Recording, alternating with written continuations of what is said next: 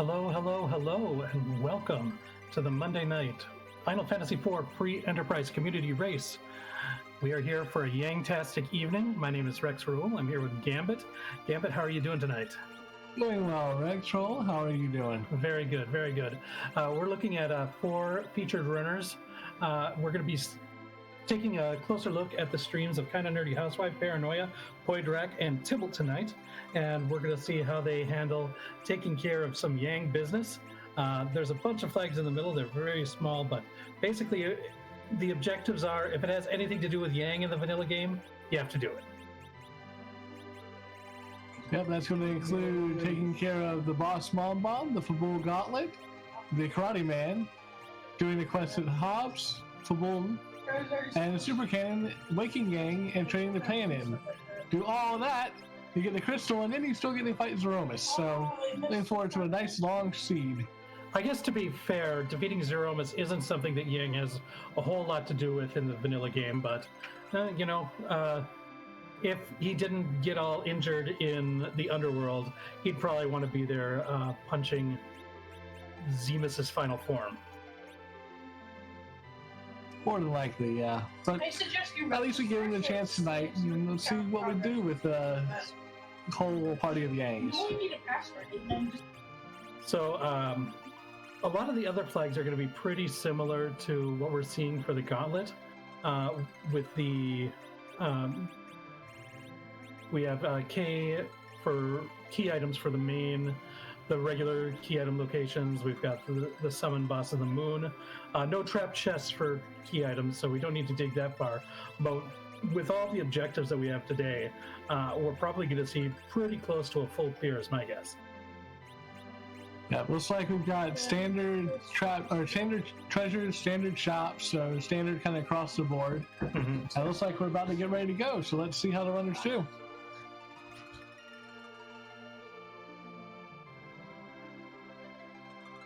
Yeah, it'll be interesting to know what our starting key item is, so that we can get some sense of an idea of where our runners might go first.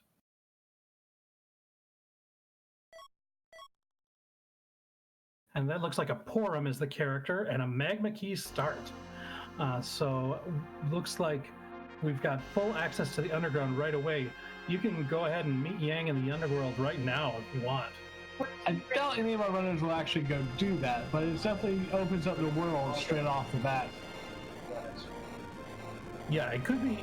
The only thing that could really trip people up on this is the runners will have to remember that there are a couple of bosses behind that hook, which might not be required, but since we have to fight the Mom Bomb, we have to fight the Fabul Gauntlet. If either of those bosses are behind that hook, they're still going to need to do that and go through the Eblin Cave and everything like that.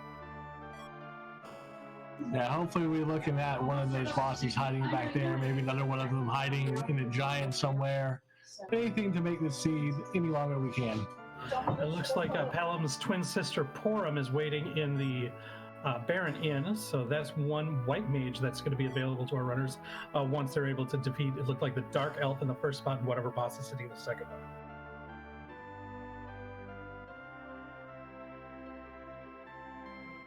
And it looks like a couple of our runners are heading right to Agart right away. Paranoia and Poidrak are going to be cashing in that Magma Key and might maybe be going underneath the ground right away, whereas Tybalt and Kinda Nerdy Housewife are doing a more kind of traditional loot baron start.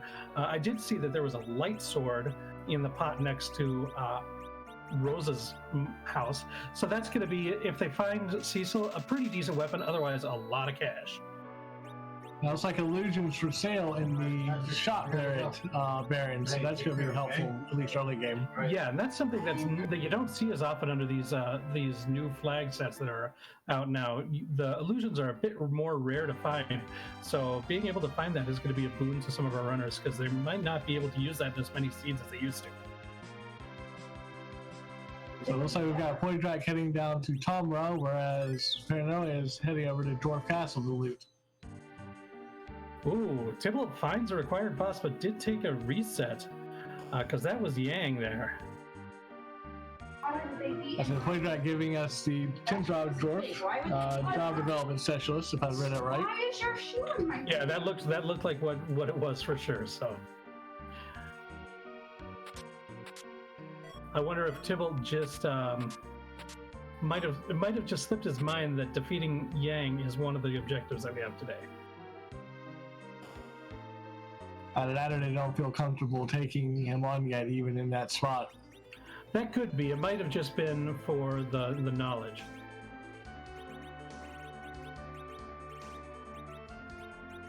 Hopefully that's the case, and Tybalt will be back there before too long. So Tybalt's going for some more knowledge, about to show us what's in the Watery Pass.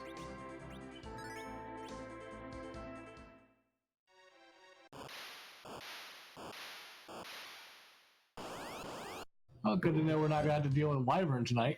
Yeah, that's a scary monster to find there. Poydrak is about to check this vanilla rat tail chest, and we see a protect ring, not a key item, but it's going to be useful for keeping probably Palom alive.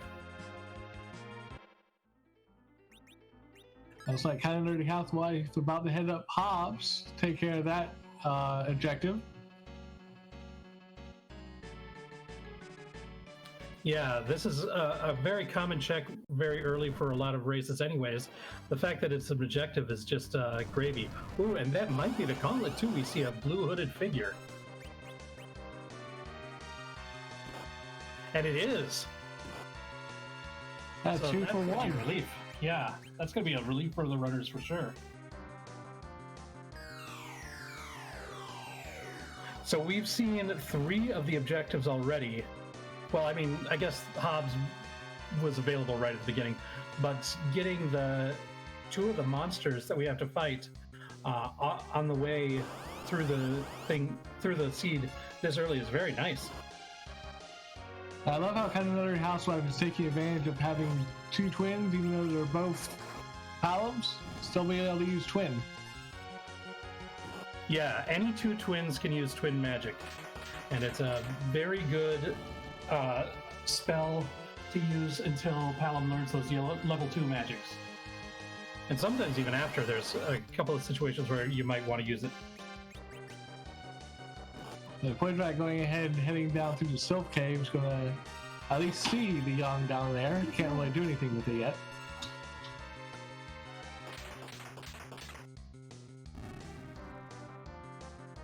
After the looting of Dwarf Castle, Paranoia is also heading down into the Land of Summoned Monsters that Poydrak had been at earlier. It's going to get that Protect Ring as well. And if I saw the bosses down there, it looked like it was either Rubicante or Elements in the Ashura spot, and then either Kuiper Guards or Baron Guards in the Leviathan spot.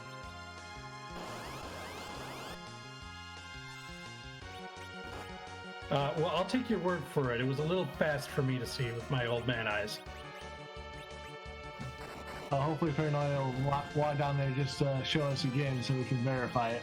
Give a nice little confirmation to us, yeah. Looks like Tybalt is now also in that gauntlet fight, so looks like he's not going to have too much of a problem with that either. The coffins are available in the Faymart shop. That's actually a good thing to know. Yeah, if you've got enough money to spend on a couple of them, that's pretty nice. Paranoia buying 2, I think that's about the right amount. You don't need a ton of them, but it's a pretty nice item to have in a couple of situations. And I think we had seen it before, but that's a black belt robe and a cat claw in the save room. That's a very good room for the for a Yangtasy. Yeah, there we go. It's a quick check again, but it said Elemental Ruby and Baron Guards or Kuiper Guards.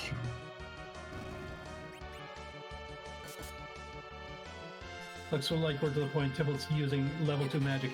That's one of the nice things about the gauntlet fight is you can level up throughout the process of it, and it doesn't take a lot of experience for Palom to learn those level 2 magics.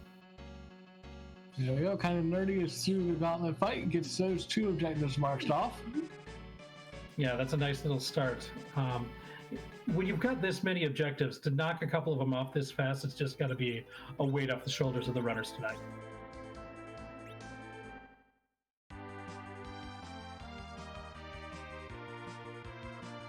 So it looks like Paranoia is going to head down Silk Cave, see Yang. Poydrak looks like they're about to head up Hobbs. Yeah, I really like this check both from Poydrak and Paranoia, where they go down and talk to Yang first. That means when they go to Fabul, they're going to have another key item check right there. Right after they defend the gauntlet, they can go, or defend Fabul, they can go right up to talk to Sheila and get another key item check out of the way really quickly. I think it's a pretty efficient way of doing things, because you never know when you're going to see that pan. And you'd like to double up on at least one of the visits. It looks like Rubicon is in Fabul, so that must mean that's the elements down in the Fey March. So when Poydrak and Paranoia get there, at least they'll have the knowledge of that. Yeah, and I think overall, Elements is probably a little bit safer down at the Fey March. Rubicon is just kind of nasty with the counterattacks and everything, and you can manipulate Elements if you've got access to either Star Veils or the Wall spell, and take it down pretty easily with Palin's magic and Reflect. Oh, Darkness Crystal is our reward for defeating Fabul. So now the entire world is open up to us. Yeah, well, everywhere except Evelyn Cave, really. That's kind of the real... I mean, there's a couple other little dungeon-y areas that you can't get much out of, but I think that's the big one. But yeah, anyone want to check the Giant for Mom Bomb? I'm still hoping at least one of our bosses is going to be up there. Yeah, well, we'll see. I mean, I guess we'll see. Either that or, like, we're going to need the tower key at some point. And so if that ends up being hidden behind, and the pan, if we get those hidden behind real tough moon bosses, that could be something as well. Or behind, like, there's still a lot of seed to go. D-Mist could be on the Giant too, hiding one of those required key items. Like, just because it seems like everything's been very generous at the beginning, and it has, doesn't mean that this is going to be a very quick seed.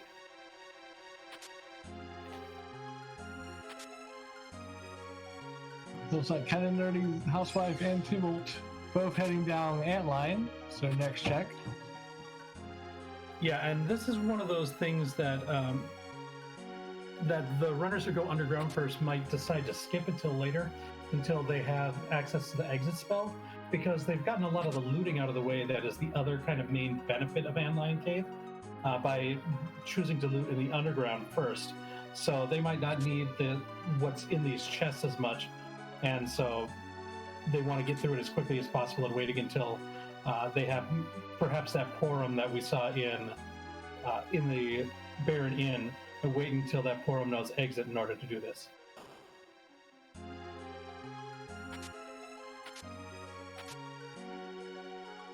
So it looks like Paranoia is about to enter their fight at Fabul with Rubicante. As soon as they're done, I'm sure they'll show us Sheila 1.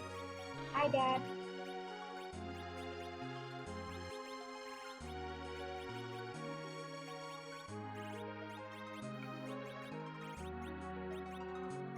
Yeah, and Paranoia did not do the battle on Mount Hobbs first, so doesn't have access to the level 2 magic with Paranoia, but I didn't see, did he get a Ice Claw somewhere?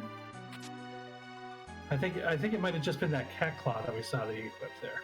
Yeah, I do not believe that he got any type of... Well, I think it's just a Cat Claw, but it's enough. Gets through it. I don't know, that seems like an Ice Claw with that much damage.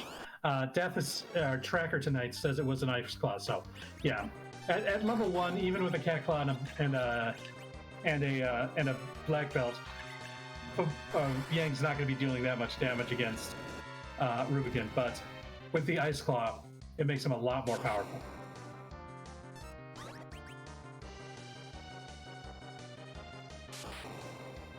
Now we see Mylon and friends down at the bottom of Antlion Cave, that kind of nerdy housewife Tibble just defeated.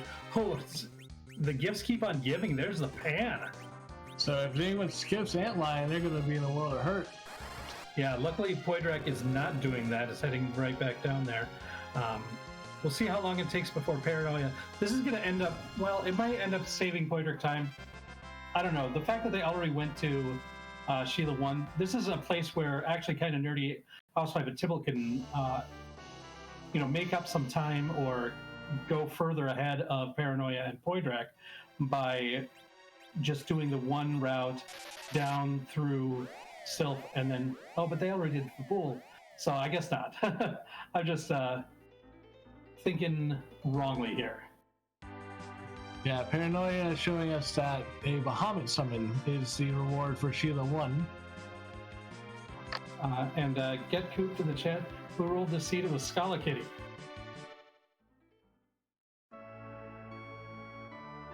Outside Paranoia is not going to be left out. He is going straight to Antlion. That's good. With something as important as the pan, I'd hate to see somebody miss that. And Tybalt heading straight to Agart, throwing the Magma Key down the well. Wouldn't be surprised to see him go straight to the Sylph Cave.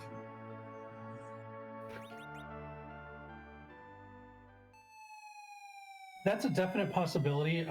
You might want to just go ahead and do your regular routing in the underground, because you're going to do that anyways. And there's still things that you want to do, things you want to buy, things you want to loot. So if your plan was to go through either Dwarf or Tomra to do the looting that you get there, I would still do that instead of going down and up again. But Tybalt is going right to Sylph Cave.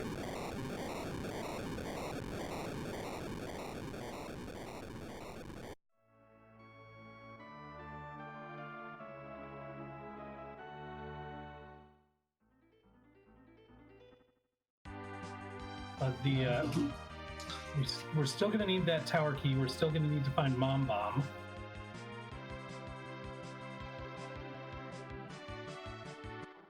Tybalt is about to show us what the reward is for Bonking Gong.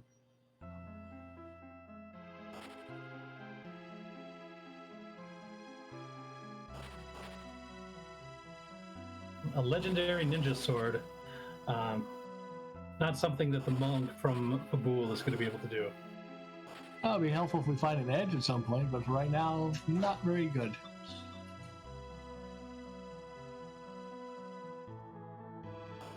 Yeah, we've actually seen the majority of our required goals tonight. We still need to find Mom Bomb. We still need that tower key to get into the super cannon room, but we fought the gauntlet. We know where the Karate Man is. Mount Hobbs and Fabul are things that were available from the start. We've gotten the pan to Wei Yang and trade in the pan, and that's it. So the only things that are still a mystery are Mom Bomb and the tower key for the super cannon. So at this point, we're rooting for Mom Bomb on the Giant and the tower key somewhere on the moon, right? Yeah, and remember, people do have to actually go into the Mist Cave to fight the Karate Man. I don't think anybody's actually defeated him yet. Right, if I'm not mistaken, Tybalt's the only one who's actually gone in there and knows he's there. That's right. Tybalt did poke in there, and hopefully he didn't forget that that's a requirement.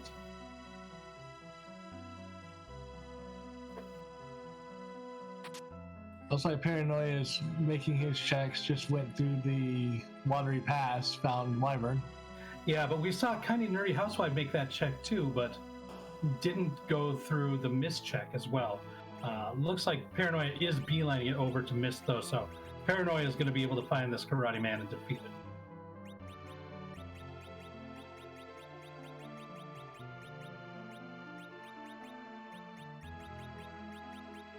Now Tybalt's getting Sheila 2, and we get the pass.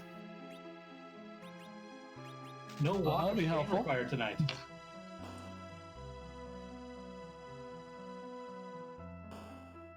Since everybody's going to have to turn in that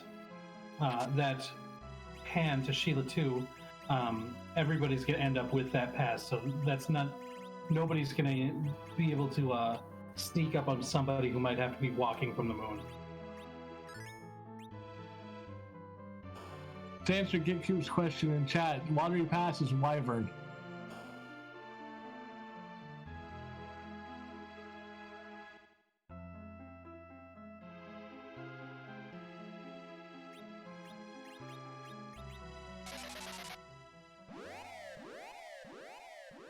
And Poydrak making quick work of Rubicant, and Tybalt shouldn't be too far behind here.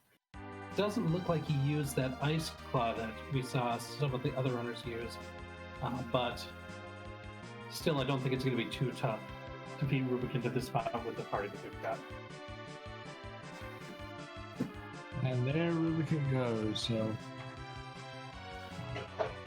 Again, making use of that non-elemental attack does damage even when the flame shield is closed. Or flame robe. But when he's not showing the leg. It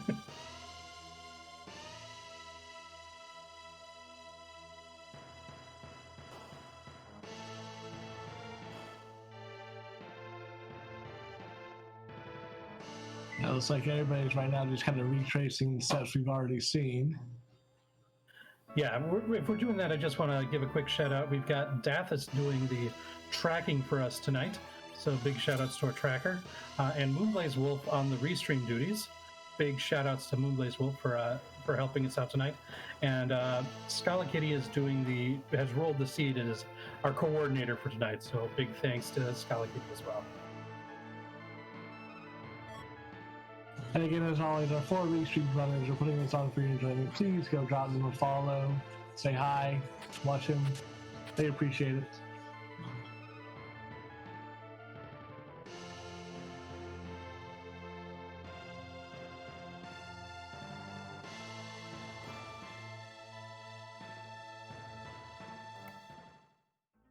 And so, where would you go next, Gambit? Knowing everything that's available, there's so many things that are open to us right now.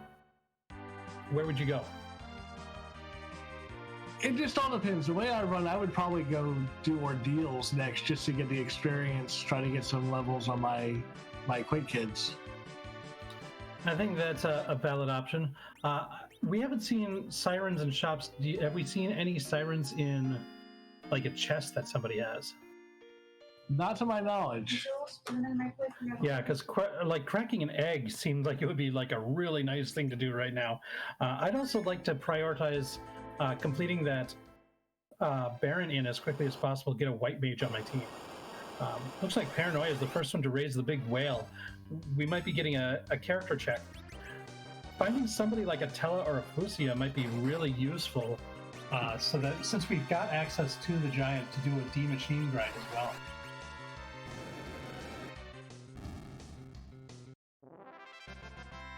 Meanwhile, Kinda Nerdy Housewife completes another objective by defeating the Karate Man in the Mist Cave. Now we do have Tybalt heading over to the Dark Elf, which is the first fight here in the Baron Inn. Kind of a nasty fight for the first fight. Not that it's, it's super difficult or anything, but you see, doing as much damage as that mini flare from Twin does, it's not enough. Oh my goodness! Hey, we found another objective. Are we sure Scala rolled this? Because this seems a little bit too easy for Scala C. This is wacky. Unfortunately, a little bit strong for Tybalt's party here. With Mumbom being a physical boss, and that has pretty high physical attack for this point in the game. So it's going to be a bit difficult. They're going to have to do a little bit of grinding before Tybalt's able to take down that Mumbom, so it makes sense. Let's see if Kinda Nerdy Housewife is a little bit more prepped. I think it's going to be difficult for her as well. Yeah, as they would say, it's going to hit like a truck here. Yeah, and with no access to a white mage at this point, you just need to kind of DPS it as quickly as possible. If you can get it to the explode part fast, then you might have a shot, but I think it's going to be tough. Paranoia giving us the character check on the moon.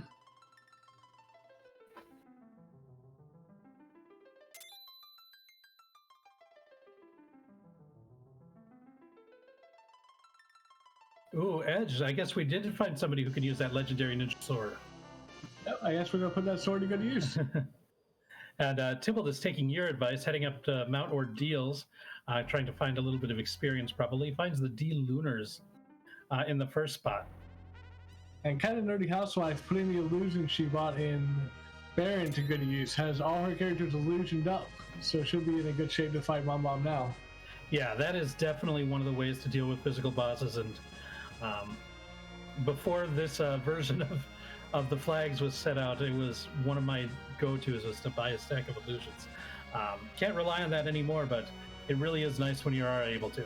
So you went the illusion route, I always went the hourglass route. I just kept hourglasses on me to stop everything. Oh, I bought them too. I bought a lot of stuff. That's why I had to open a lot of chests. Because I wanted to buy everything. Even Eagle Eyes. Well, no, not really even Eagle Eyes.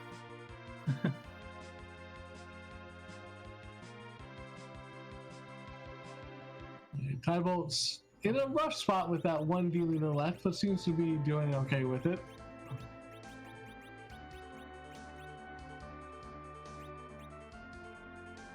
Yeah, and Nerdy might be in a good spot as long as she can make it through these bombs before they explode and take her out.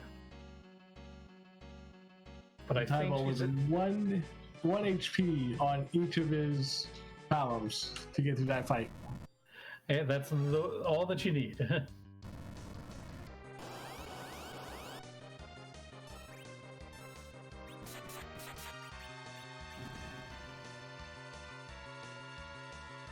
Paranoia finally heading up Hobbs to take on the Fabul Gauntlet fight, getting the 2-for-1 there. Ooh, this is getting tough. I'm not sure. Hopefully, Nerdy can get through this. She had been doing so well up to this point, and now it's getting really dicey.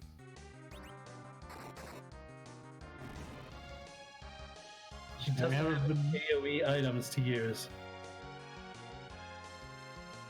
So we've got a vanilla Mylon. Oh my goodness! Or a Tybalt. Quadrak Gauntlet Tower Key.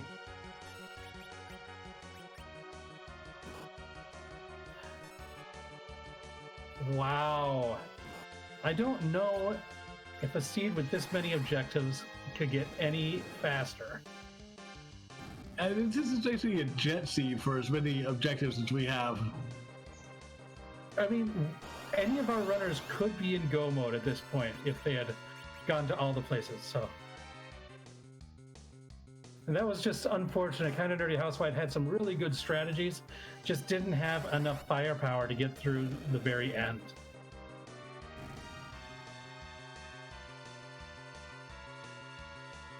Get Cooped, I'm sure that if you go into the Discord, you'll find people who want a salty run back after this run tonight. So it's like kind of Nerdy Housewife is doing my route, going up Ordeals.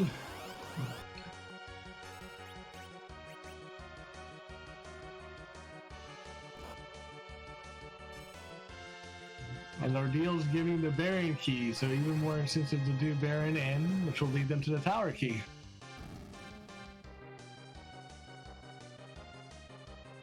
Yeah, as long as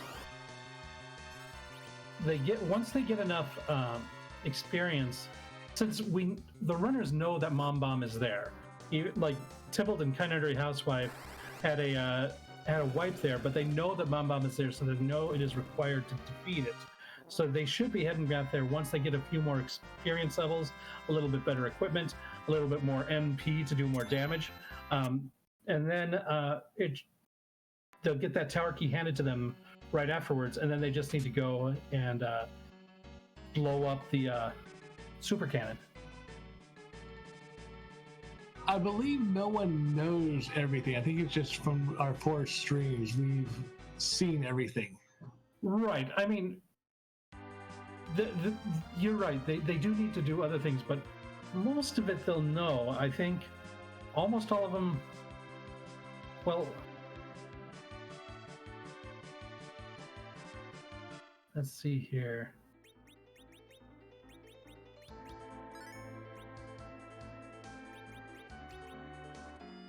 And like everybody's gotten their pan, right?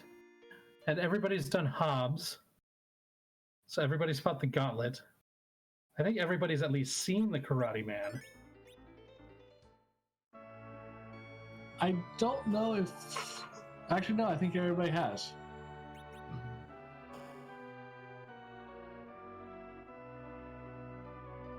So at this point, the not everyone. So maybe one person missed it. So at this point, it's going to be how do you want to grind your levels, pretty much. Yeah, if we had seen a Tello or a Fusiya, then it would be a pretty easy choice to go and do a D-Machine grind. We'll see what decisions our runners decide to make for their grind options. Well, at this point, we still have Baron Castle with the Baron Key gotten off of Ordeals. That would have a character. We've also got a character in Dwarf Castle. So I wonder if anyone will prioritize those, see if they can find a fourth or fifth character in Paranoia's case. I think 4 characters or 5 characters with Edge, Yang, 2 Palums, and a Porum is definitely, like, I don't think they're going to be starved for characters. These are all characters that you can absolutely use at the end of the game. So unless they are forgetting something and need to are forgetting or had missed something and need to go hunt for other places, I don't think they're going to prioritize places with characters.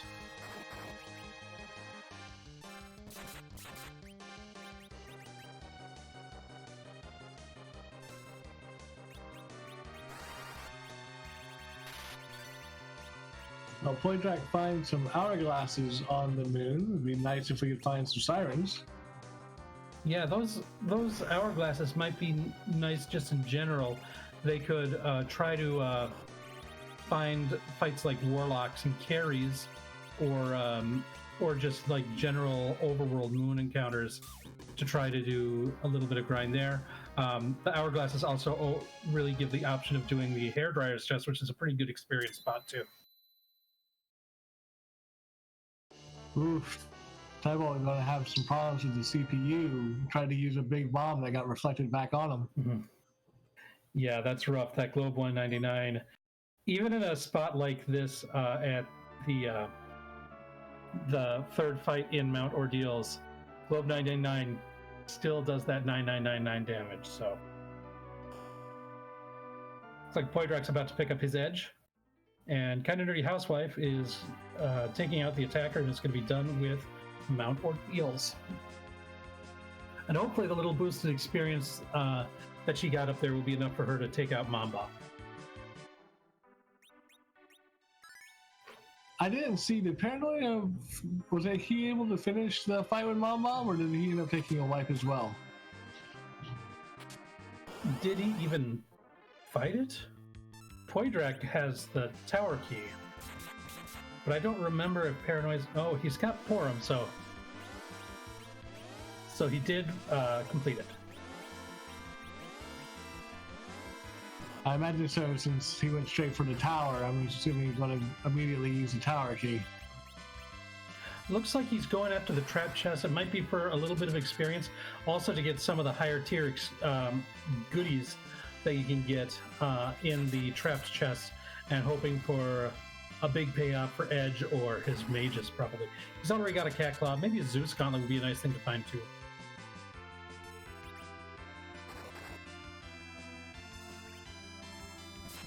Meanwhile, Poydrak looks like they're going to head up Ordeals, fight the bosses there, get some experience. And Kinda Nerdy Housewife looks like they're heading back to give Baron in another try.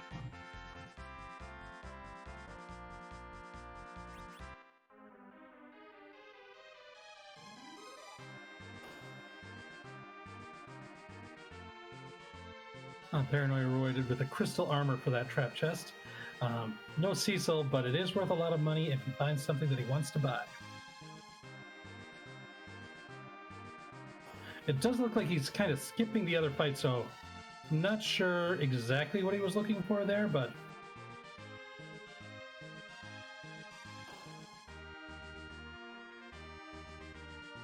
And Poydrak taking some random encounters on top of ordeals.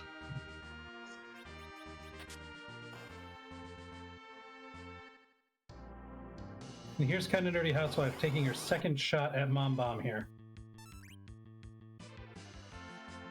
Now, armed with that virus spell, it's going to be able to do a lot more firepower on the Mom Bomb, so hopefully won't have as much of a problem getting through the second form, or third form, really, the bomb and gray bomb part. Paranoia found Ashura in the super cannon room, took care of it no problem. It's like Poydrak's trying to steal something. He's stealing succubi off that Lilith.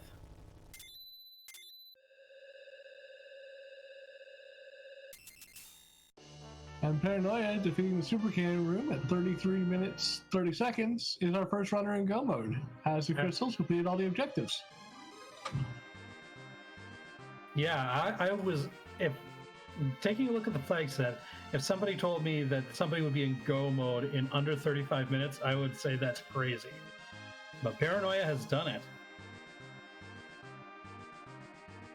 But still needs to get ready in order to be able to defeat Zeramus.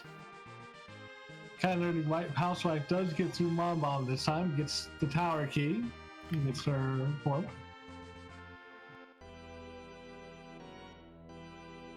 I will say, it doesn't look like anyone has finished. We're about 10 people racing tonight, and none of them is finished. We're only taking a look at these top 4, of course, or not top 4. Well, I mean, there are top tonight, but these featured runners.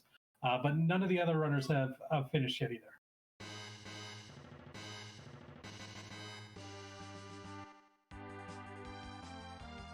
So it's going to be interesting to see where Paranoia chooses to go to grind. Yeah, without a doubt, that's going to be... That's going to be a really interesting decision. With that, that's what this, an early go mode like this is going to definitely test our runners' ability to grind on the fly. Because with a lot of these, like, objective heavy runs, a lot of people, at least a lot of my runs, I've been getting plenty of experience just by fulfilling the seed, and I didn't have to do a lot of grind.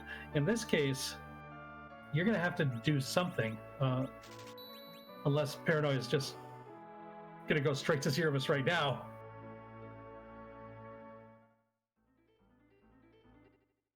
That would have made a very interesting fight, but does not look like that's the plan. Had me thinking something like, did I see an Edward somewhere? Like, because with an Edward, you might be able to do it at this low level. So.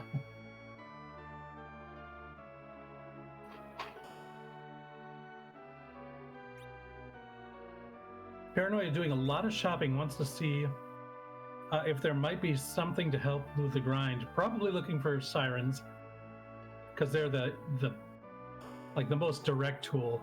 But things like the hourglasses that we saw on the moon, the coffins that you saw in the Fey March, those things can help with the grind as well. Yeah, I think at this point, if I was in Paranoia's shoes, I would just go to the moon, grab me a stack of hourglasses, and take some random encounters in Lunar Subterrane. Lunar Subterrane or the Cave of the Father. Either of those places I think would be good places to check.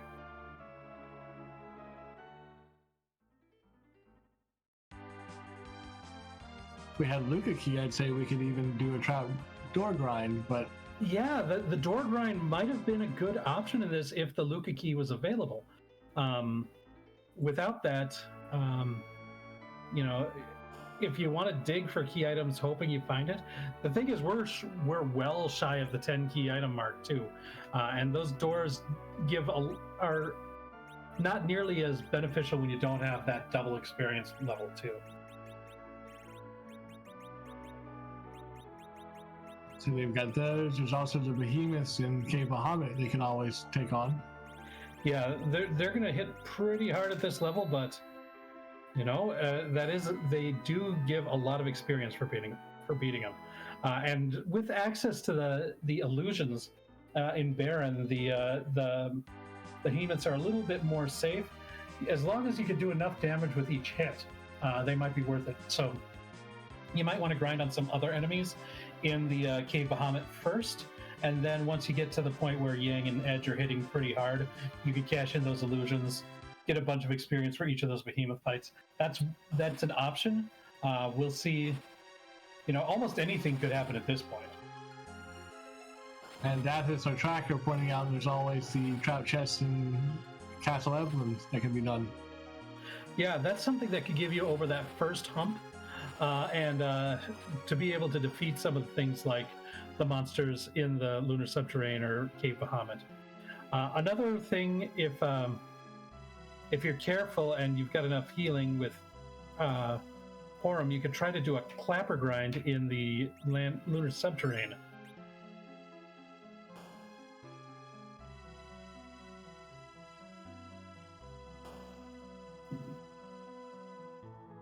Is Paranoia thinking about taking out one of the Feymarch bosses? That's definitely a possibility. We know we've got this one that's basically a free fight, and Paranoia is going there. Since we've got those hourglasses. That's exactly what he does. Hourglasses with Edge right off the bat, and that's all she wrote. Yeah, and then can definitely do some life glitches here. Meanwhile, Kinda Nerdy Housewife is now in go mode, picks up her crystal. And she hasn't even been to the moon yet. She's going to be rewarded with Edge when she gets up there. But well, I guess she doesn't even technically have to go to the moon if she finds a place that she wants to grind here on the blue planet. So again, I wonder if she goes to the moon to check the character, or if she does a different check again, like Baron or Dwarf Castle. Yeah, those could be options if she wants another character. If she wants to go full reflect, she can use Yang as a chemist and just reflect with the twins.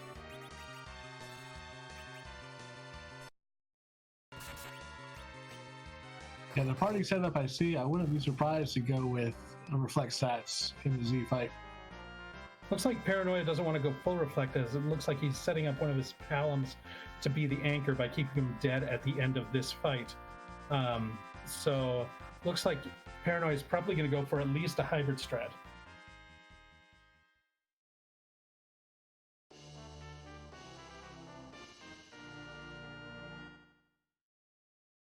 Oh, we got a spoon, but no Edward to use it. However, we do have the Edge to throw it. Yeah, so that's going to be able to do a big chunk of damage on Zeramis in one go. So that's actually a pretty nice pickup there for Paranoia. The Tybolts finished their Karate Man fight. Now has their crystal in his go mode. That is a relief. Tybalt remembering that he has to do that, so that's great. So 3 of our 4 runners are in go mode, and I think Poydrak is just about to be there as he had just defeated Ashura. I believe this was Poydrak's last objective, so as soon as he exits the room, I believe he'll get his crystal, and it'll be a race to Zeronis. Yeah, and we're still at under 42 minutes, and all 4 of our runners are now in go mode. Or not. Poydrak must have something else to get, because that was not his last objective. That is our tracker saying Poydrak has not yet checked Miss Caves and does not know that Yang is down there. Okay.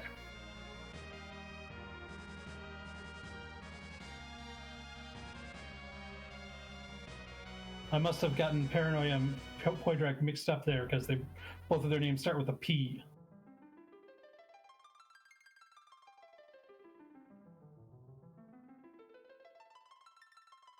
And Tybolt heading to Dwarf Castle finds the Maggot Sisters in the first spot. Yeah, like kind of nerdy housewife, Tybalt hasn't been to the moon yet. Doesn't know that there's an edge waiting up there, which would be a nice character to fill that 5th slot. And if I'm not mistaken, Poydrak went up to the top of the tower, taking on the evil wall at the top of the tower. Yeah, since he doesn't know where the Karate Man is, it could be anywhere. So Poydrak looks like he's just going to be continuing with other routing as per normal.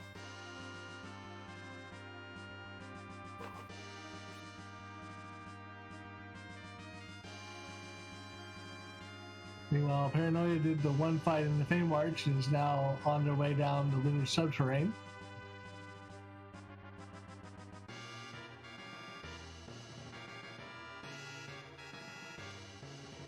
And if you're watching in full screen mode or something, I recommend turning on the chat just for a little bit. Invenerable posted a link to the Fabul Gauntlet, which is the next big event in the free enterprise racing community. If you're interested in it, we've got links to the rules and the sign-up sheet that Invenerable just posted in there. So thank you.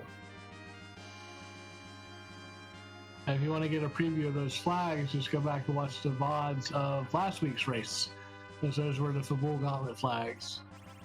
This one feels like a Fabul Gauntlet because it was required and everything's Yang, but last week are the actual flags that are going to be in the event.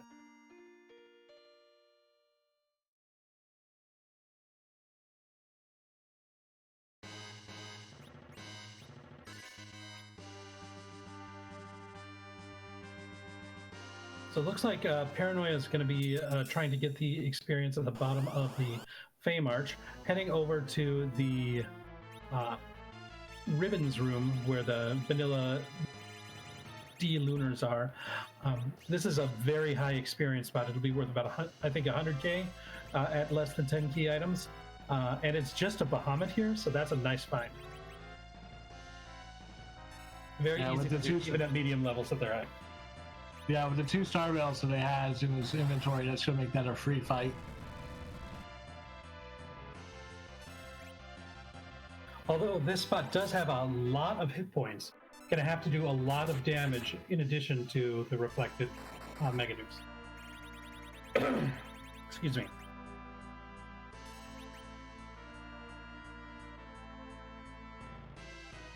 Poydrak has ended up in the crush phase with the fight with Evil Wall. Yeah, this is another spot that has a pretty high HP pool. And finding something like the Evil Wall can be difficult, but as long as you're fast enough, and the Berserk fighters are definitely fast enough, keeping people alive with life potions while Edge does this damage will win eventually. It's just a little annoying.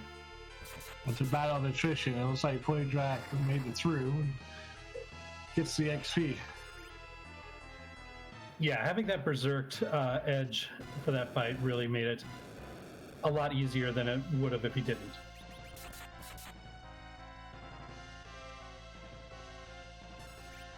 Tybalt also fighting that officer-soldier fight at the bottom of the Fame Arch, much like Paranoia did earlier.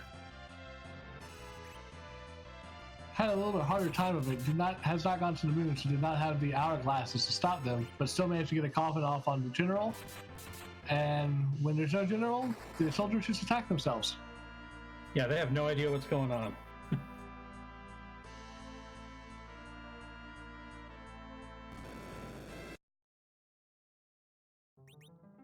Ouch, Paranoia Starveils ran out and he just took a Mega Nuke to the face. Yeah, that is the rough thing about the really high HP pool that spot has. If you had a bigger stack of them, then it wouldn't be a difficult fight at all, but trying to do that with just a couple of Starveils is going to be rough.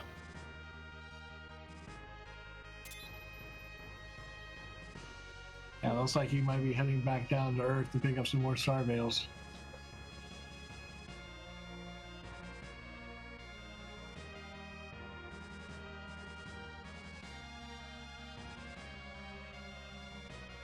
Oh, did kind of Nerded Housewife just sell her Masamune right before she goes into the lunar subterranean?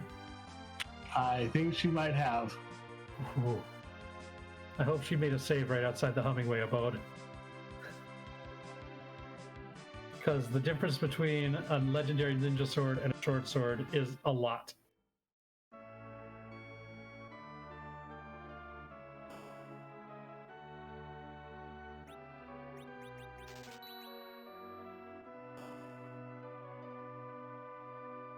Paranoia head down to Troya, picks up more star veils, probably gonna head straight back to the moon, and right back down to the lunar subterrane.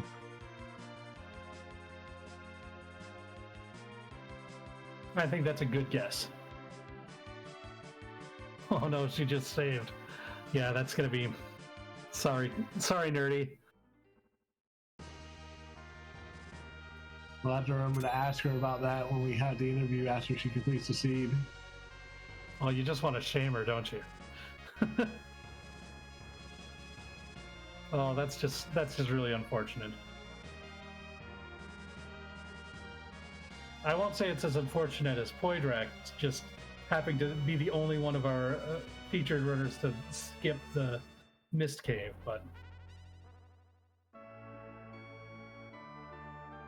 So the question's going to be, how long is Poydrak going to forget about this cave? Are they going to go all the way through everything, including Giant and Package, before they come back to it, or? Yeah, as long as there are places for Poydrak to check, I think if he didn't already check it, there's a couple things that's going to do it. Once somebody finishes, if he's watching the Discord race room and sees that somebody finished that fast, then he might have a suspicion that that's where he has to go. Otherwise, I don't think... Like, it seems like that's just not part of his regular routing, because otherwise I think it would have been done by now.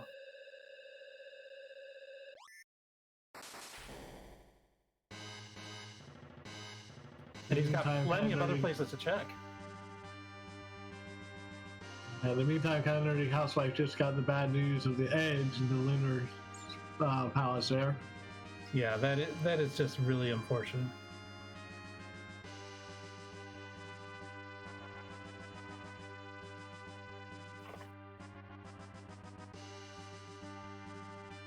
And looks like kind of nerdy just turned on random encounters, wants to do some random fights here at the top of the lunar subterranean. Finds a warlock and 2 carriers. This is a pretty good fight for experience. As long as that hourglass can be off and our heroes can survive that one fight, I think she should be good.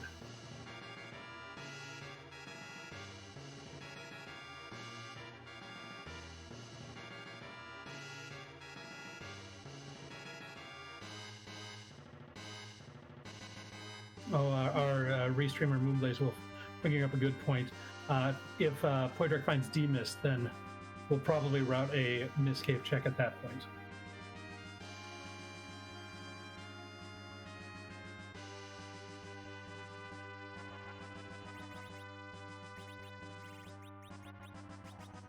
To answer your question, chat, Teddy Phoenix, it is pretty much a jet seed.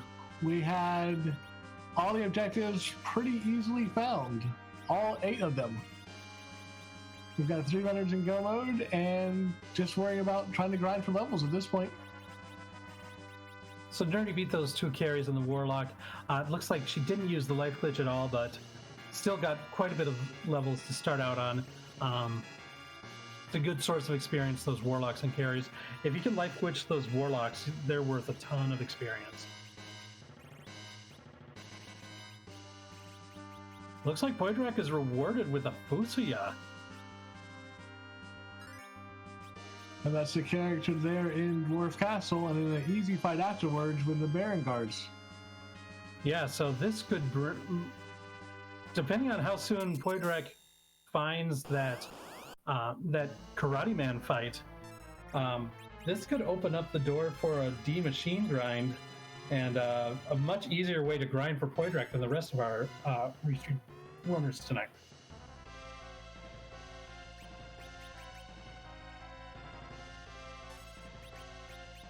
Yeah, I wouldn't be surprised to see Poydrak head straight to the Giant and head for a D-Machine grind almost immediately. Especially with the pass. And just trying to hope that he finds the Karate Man up there as well. True. You might go looking there.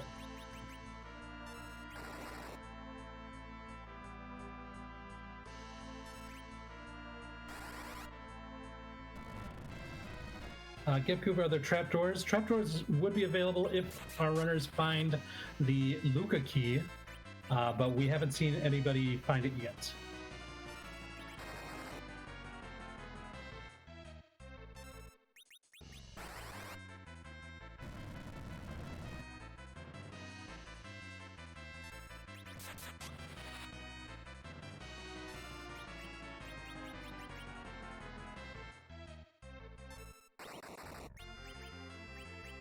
So Paranoia looks like they're going through pretty well with the second round of Bahamut.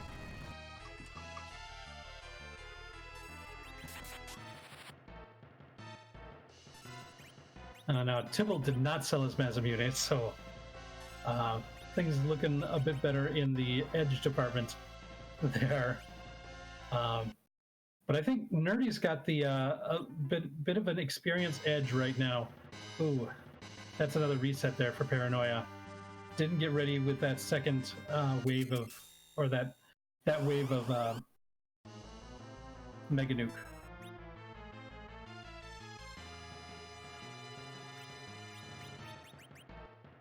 So Nerdy going out, healing up, and might be going back in. I think finding those Warlocks and Carries is a pretty good experience source, and it seems to be working pretty well for her so far. I think she's a little bit ahead of everybody else as far as the experience gathering, getting ready to storm Zeramis. Paranoia can get through this Bahamut fight. They'll be able to kind of catch up really quickly, but proving a lot harder than it sounds. Yeah, I think especially with all the time that he's had to do, like including going back down to Toria to buy more of them, Nerdy's plan has just been faster.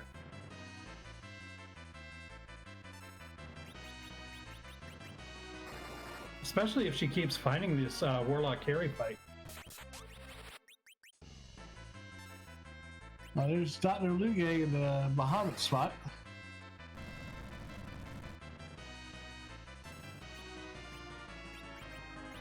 And Tybalt saying no thank you to it.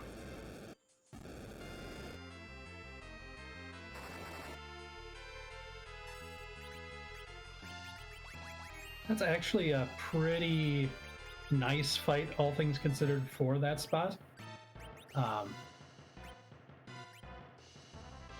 There's a lot of really scary bosses that could be there, and Luge is, while not outright free, I think a lot more safe than a lot of fights there. The first part with Ball now is going to hit like a truck, but get him to the second spot and he should be okay. Yeah, but that first part, it takes a while with the talking and punching Luge and everything before he even starts hitting like a truck. So I think that mitigates a lot of it, compared to something like the Antlion would start punching right away. Tybalt's going to go through Baron, looks like. Try to take on Baron Castle. Yeah, I wonder if he is not happy with the party, wants to change it up a bit, and so is looking for a character check here. Meanwhile, Poydrak is the first of our runners to head to the Giant with that Fusia in tow, going to be probably doing a D-Machine grind. That's what I would expect.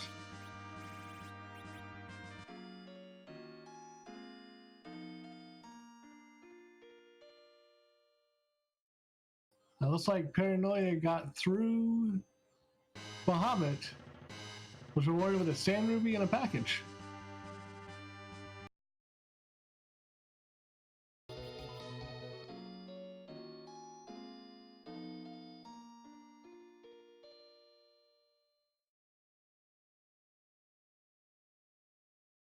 Yeah, I see. It looks like a kind of nerdy housewife is running away from those red giants when she finds them. These Warlock and carries are just so much more efficient for experience, so makes a lot of sense. Paranoia finding the nice triple Warlock fight, one of the better fights for experience.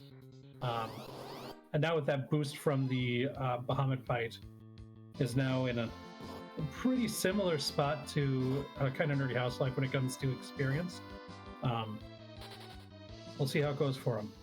It's Chibble finding Ogo Pogo as the first boss in Baron.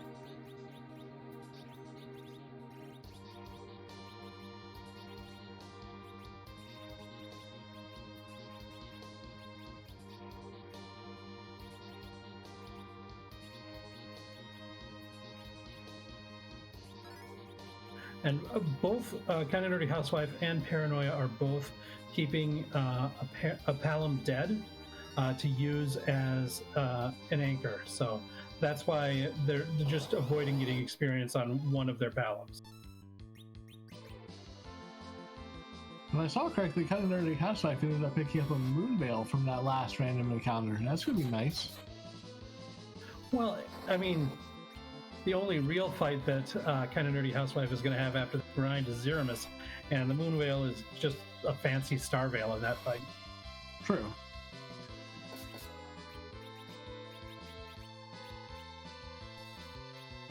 And it looks like Playdrag believes he might have found his Steam Machine fight.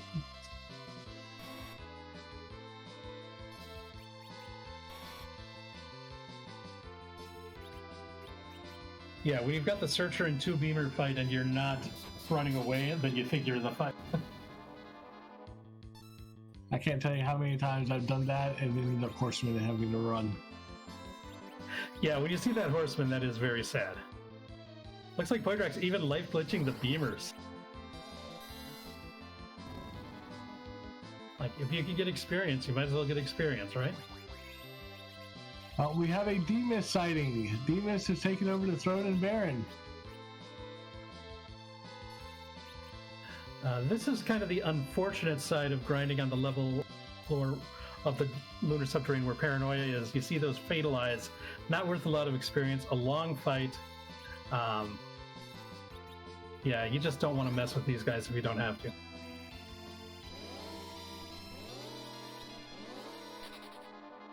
Kind of Nerdy Housewife now at the level where Palom knows Stone, very easy way to take out Warlocks and Carries fast. And Playdrag took out. Oh no! Yep, he took out the Beamers and ended up with Horsemen. Goes into the next room, so must have been one of those where it's like either this in this room or that in the next room. So.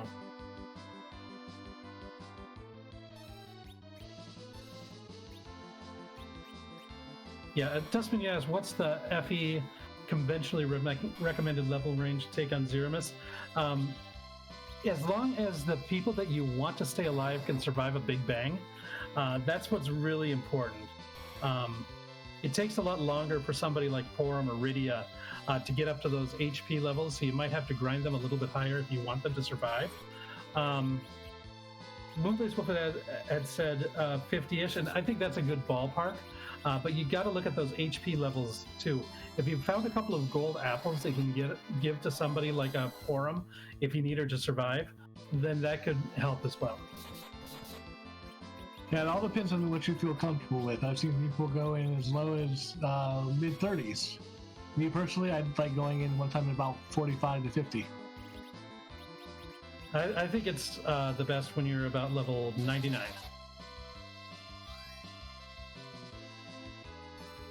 Unless you're good with Edward's strats and have a level 1 Edward and a stack of Star Veils.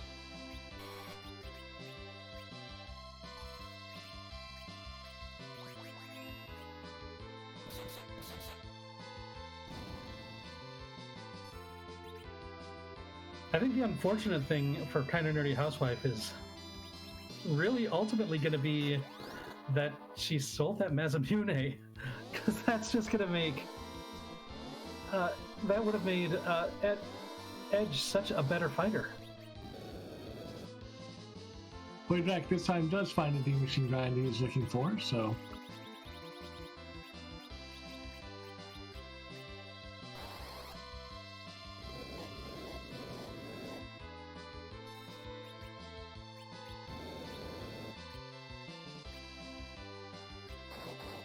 And Paranoia found the King Ryu fight on the Lunar Subterranean. Yeah, it's with a berserked edge, it doesn't take too long to get through there, but kind of nerdy is just like bashing through these carry warlock fights really quickly too. So, well, Paranoia opening some trap chests finds that behemoth, so that's going to be a way to get a lot of experience in one go. But again, it's a bit of a longer fight.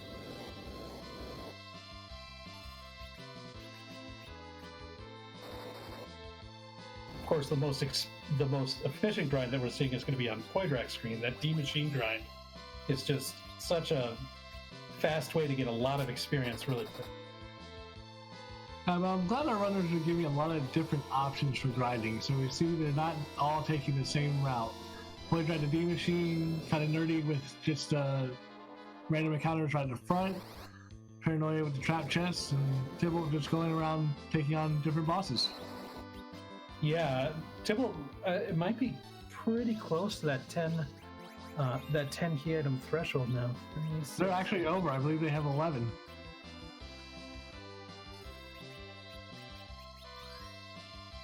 Well, I'm only counting 9. Take that back. Yeah, it's only 9. I miscounted. Okay.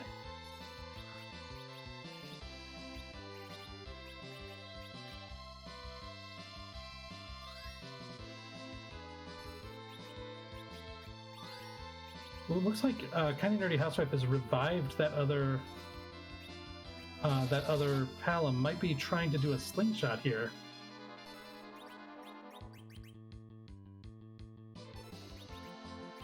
Might be thinking about the fight and thinking that, especially with how little damage Edge is able to push out on the... Oh, but now it's going to kill him again. I'm not quite sure what Kind of Nerdy is planning here.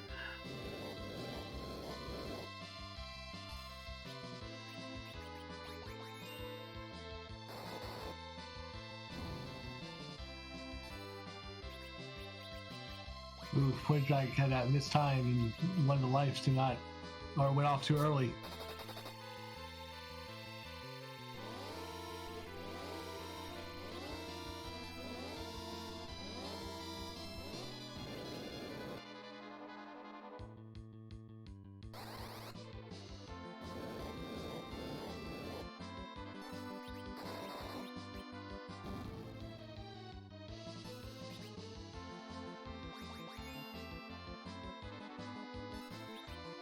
I think Paranoia is now a little bit ahead of Kind of Nerdy on the grinding. I think one of the things that we didn't see Kind of Nerdy Housewife using that life glitch early, and now that she's using that stone spell as a way of doing a lot of the getting rid of a lot of the enemies, not able to use the life glitch because that kills them all at one shot. So Poidrak looks like they are done with their grind and got a good chunk of levels. So about 14 levels on Edge, 15 levels on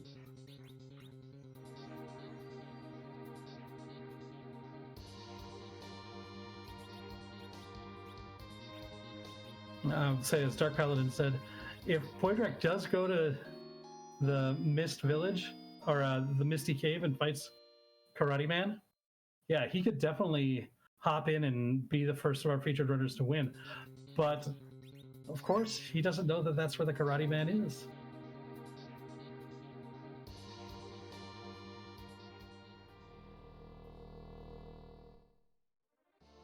He is going to give us a peek of the element spot. Is the Kinazo. Yeah, doesn't want to even think about doing that one. I agree. That would have been an instant reset for me as well.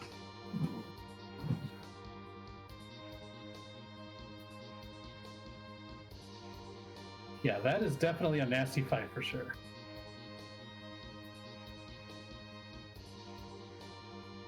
There are 3 places he is nasty at.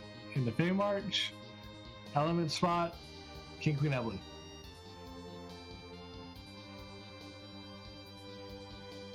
Well, I don't think he's that bad at King Queen Evelyn.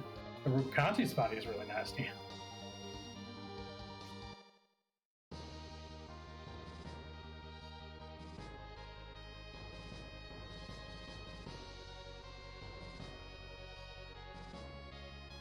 Luckily, that is not a required fight for Poidrax, so.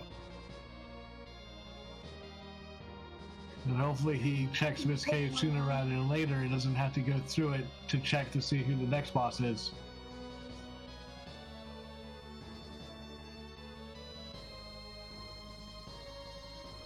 Poidrax is heading to the moon, though, instead of the Mist Cave. Going to the end game when he should be going to the beginning game.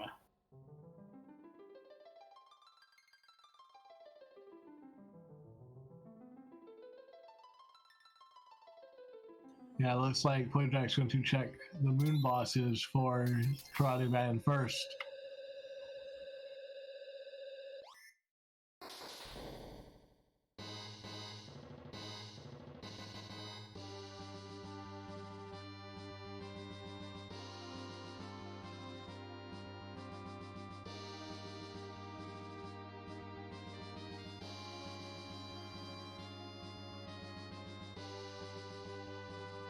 This is kind of a painful seed overall, because you get go mode so early, but the grind is gonna take just about as long as the go mode, if not longer. It's longer at this point. We were 35 minutes to go mode. We're now about 32 minutes since.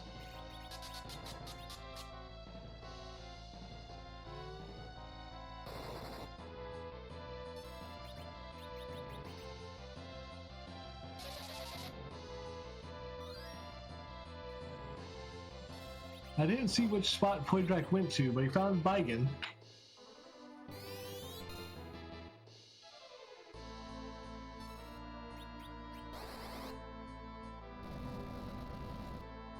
Yeah, I'm not sure either. I think it's either the Pale Dim spot or the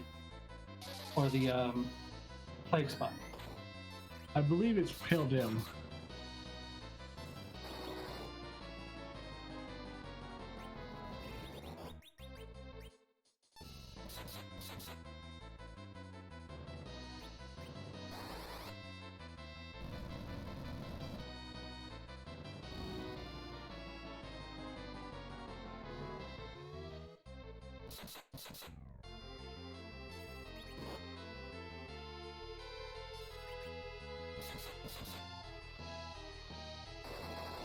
At this point, Poidrax has the levels. He's not really concerned about what boss is where. He's just going to power through.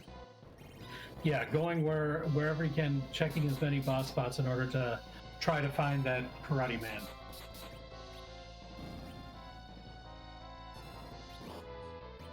That's the one thing I'm a little sad about with this scene, is music is not required.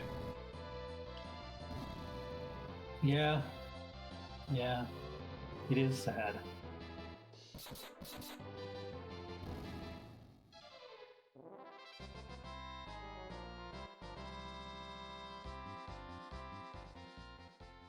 And we do have a first place finisher in this race. PK4787 has finished first with an official time of 1 hour, 11 minutes, 8 seconds. So GG's to PK. Yeah, GG's. I wonder what grind method PK used.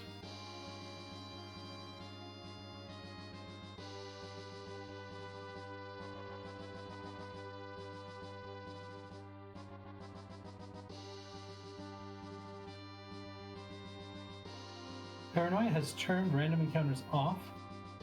I wonder, he's walking down. I wonder if he's planning on if he's ready to go to Zeramus, or if he wants to go to a different place in the Lunar Subterrane to do more grinding. I didn't see him do any of the other bosses, just the Doom Litter, so he might be going back down to do Plague or Ogopogo spot. That's definitely a possibility. But he might be ready to go on against Big Z as well, so we'll see. True, seeing the Not Done come in, might have said, screw it, I'm just going to go with what I got. Or could be going back to a place to heal, too. No heal makes me think he's ready to go to Zeramus.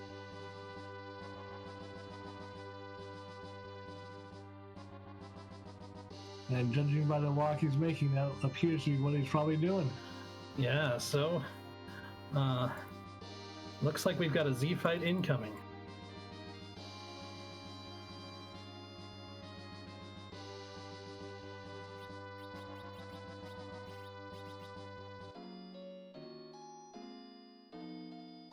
So Tybalt is now on the moon too.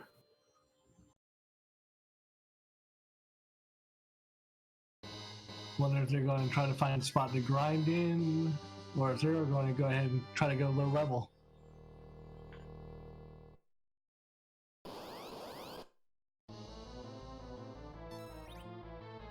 So Gambit, since we've got somebody heading over to the Zeramis fight, there's a question we like to ask. I believe that question is, whose butt are we going to be kicking tonight? Yeah, very important question to ask. It is going to be butt time real shortly here.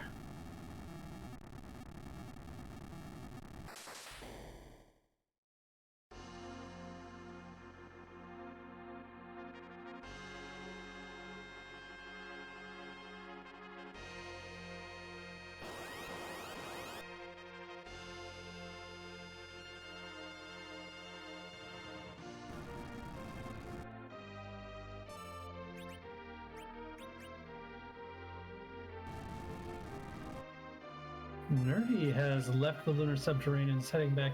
We're going to see if she wants more supplies or if she's heading to Toria. Poydrak in the meantime taking on Bahamut.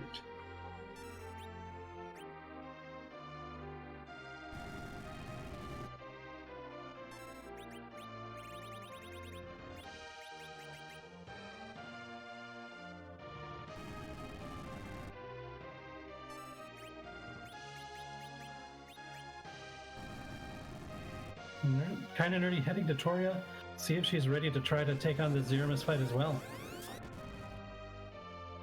We're going into a shop, it looks like, so. And Paranoia revealing Zeramis' true colors tonight.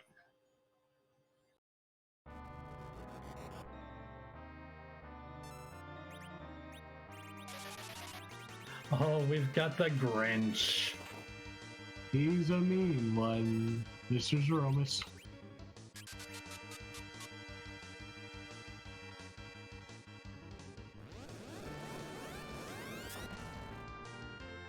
So here we are in the final fight.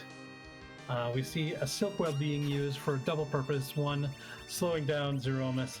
Second, nerfing that first Big Bang, making sure it's not going to do nearly as much damage. We see Edge darting that spoon for quad 9's damage, getting a big chunk of damage done right away. We saw a Berserk on Yang and do a lot of damage there. I think the Berserkers are going to do the majority of the damage this time, but it looks like Paranoia is opting for a hybrid strat, getting a Silk Web up on Porum so that we can do a little bit of reflected magic as well. And kind of nerdy housewife using the pass, heading to their Zeramis fight. Yeah, so we're going to have a couple of our runners in the Zeramis fight at the same time. This could be exciting. Paranoia definitely has a bit of an advantage with having already been in the fight for this long, and also not having sold that massive unit.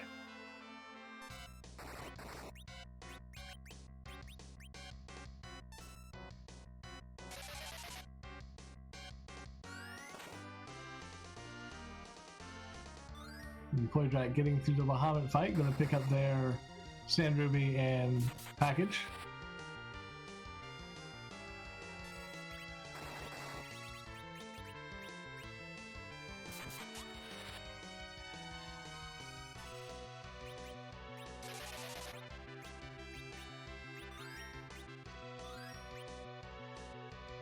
In the meantime, we do have a second place finisher. Flurry 14 is finished with an official time of 1 hour, 16 minutes, 45 seconds. GG's to Flurry.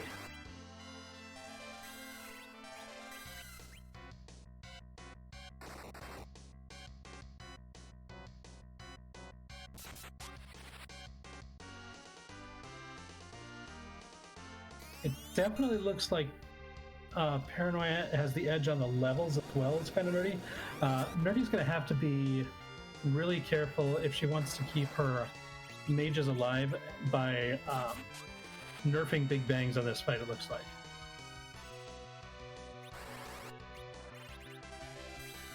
Poidrak in the meantime taking out Pale Dim in the plague spot.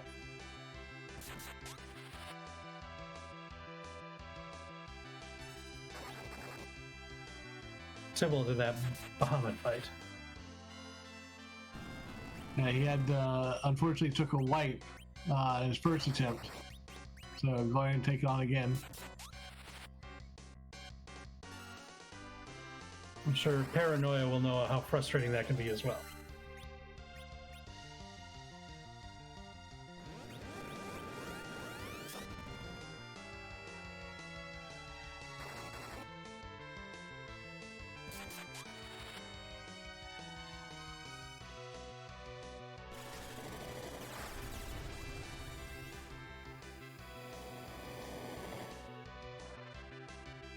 And here comes that first big bang for kind of nerdy. The first big bang is really easy to nerf. You just got to do it before the first big bang, really. After that, there's a timing window after the shake that happens where you've got to get in. You've got to have use a spell or an item that'll make Zeramus do a counter nuke to reduce the magic power for the big bang. It's tough. Once you like, learning it can be kind of tough, but once you get it, then it's very nice. Yeah, it's very hard to pull off because you have to pull it off after they've shaken, but before they hit the big bang. And it's just timing is everything on it. And often it's tough to get like cure from the nuke before the big bang happens. So if that nuke hits somebody that you're trying to save by nerfing, then that can be tough too. Paranoia, in the meantime, has rocks falling on their screen. Should looks like should be very close to the finish here.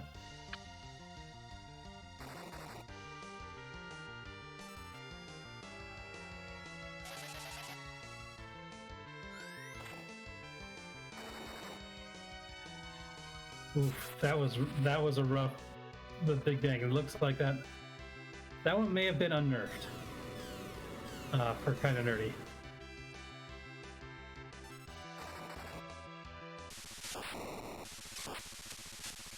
Might have a little bit of time to recover with the black hole. In the meantime, there's a flash. Paranoia has finished.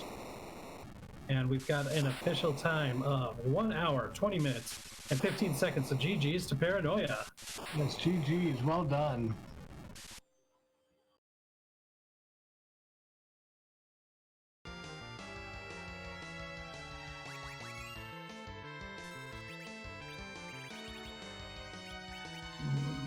This is going to be tough for Nerdy here.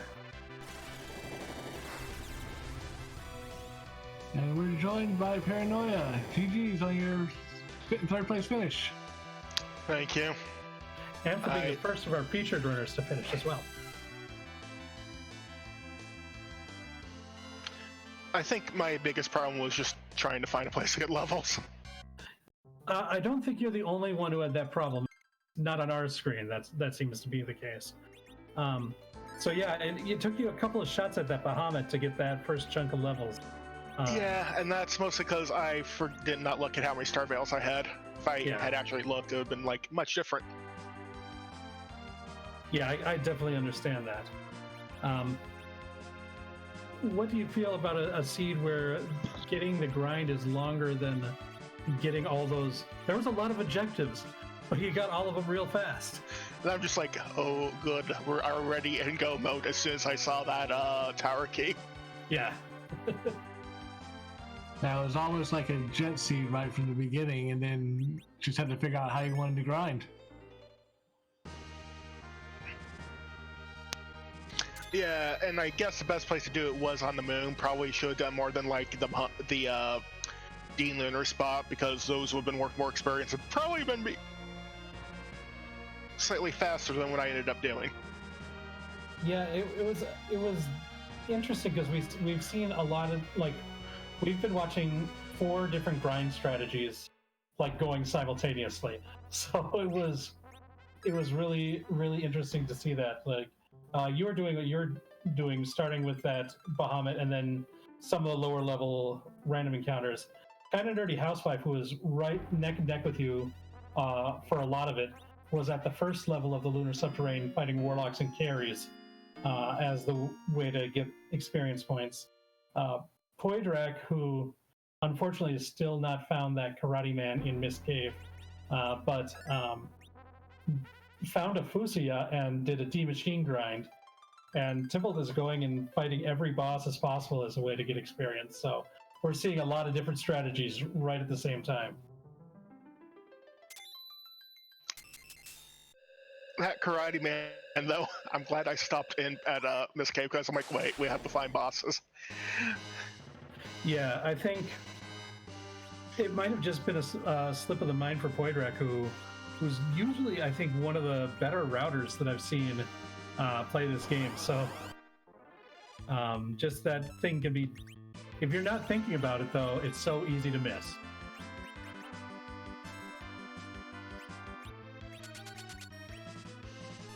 Speaking of that, to interrupt the interview, but Poidrak is actually now going to this cave, so he's about to find their Karate Man. Yeah, might have seen a couple people finish and think like, I was at go, but I'm not even in go mode yet. So. And then you pop in here, and it's just like, hi. So, what did you think about this flag set overall? Pretty good. I was not expecting it to go as jetty as it did. Of course not. We were talking before the race started. We were expecting it to be a full clear. So. And then just everything falls right into your lap. It's like, oh no. It started out at Hobbs, and it's like Hobbs and Fabul right there. And just as you went around, everything just right in a row. And like so many places seem to give you two things as well. So. It was very friendly like that. I mean, I was happy to see that for him until I remembered how long it takes for him to get Cure 4. Yeah, that was what I was trying to go into Zeramis with. Yeah, I can definitely understand that one.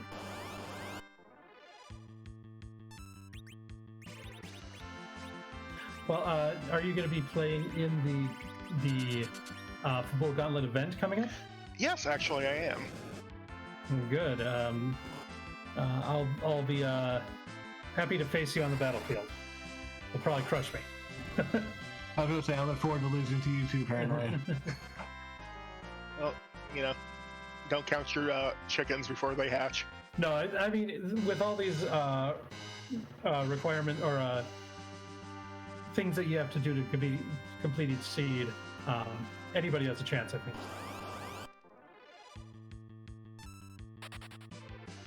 It's all going to be up to the random objectives that are rolled for that particular seed. Without a doubt. Well, do you have any final thoughts for us tonight, Paranoia? No, it was actually a pretty fun seed. My one regret is I really need to figure out where the new grind spots are. Yeah, with sirens not being as available as they used to be, finding more places to go to be reliable for grinds is very important. Also, actually, one more thing, now that I look at it, I thought I used to be real clever going down to, like, check in with Ye and then go back and then do Fabul. And then I go over to Antlion Cave and get the pan, and I was like, ugh.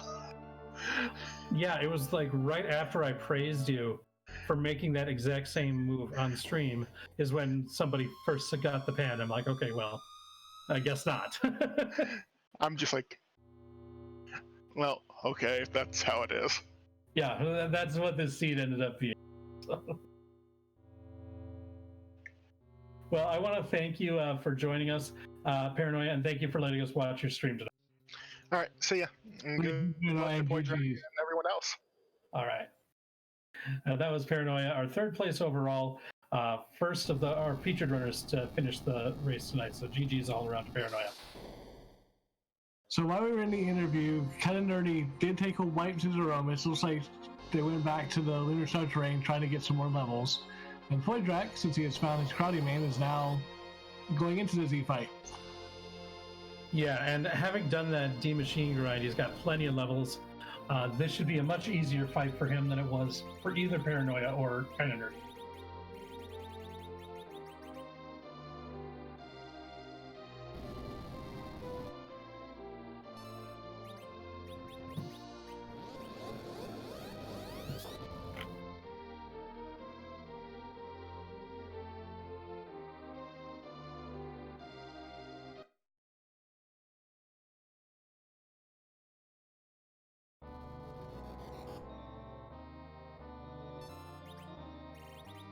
Poedrak now being greeted by the Grinch.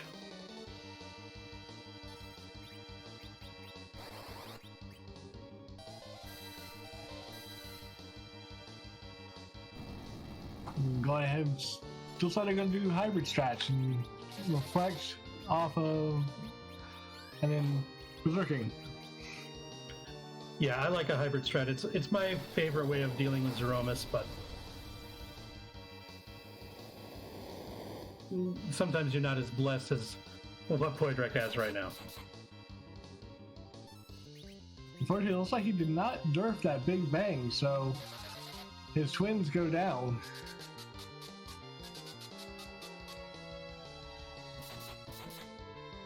They're using Fuso as a reflective slow, try to slow down the Grinch a little bit, then heal up some people, see if we can keep going with the Berserk strats.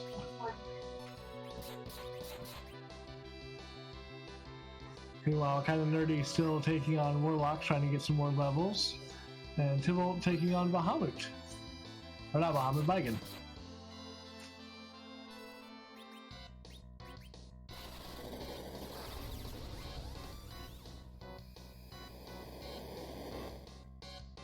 Looks like Poedrak got enough HP back up to survive that big bang.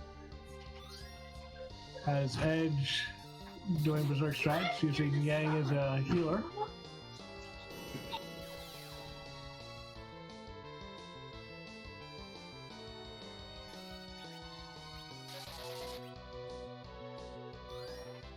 And Tybalt using a Grimoire against Spygon only gets the D-Mist summon, which not the best, but still it's better than nothing.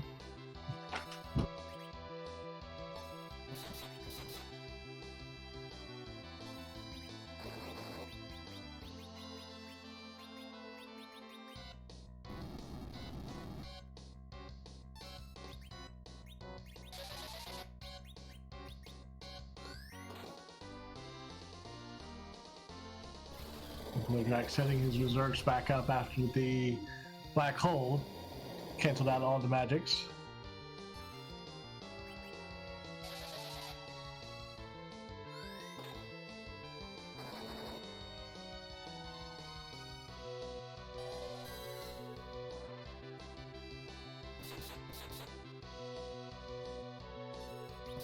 Meantime, we do have a 5th place finisher. Valhalla Skunk has finished with a time of 1 hour, 31 minutes exactly. So GG's to Valhalla Skunk. GG's to another member of our Restream team here too. So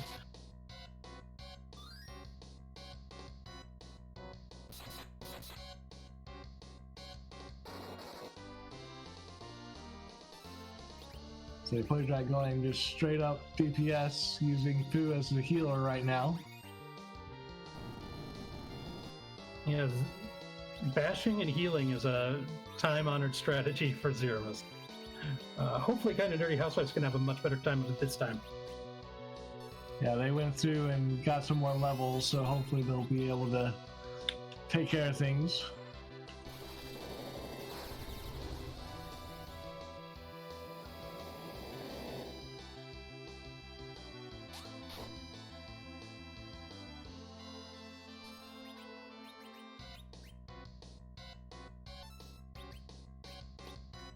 And we'll see if Poedrak can recover here too.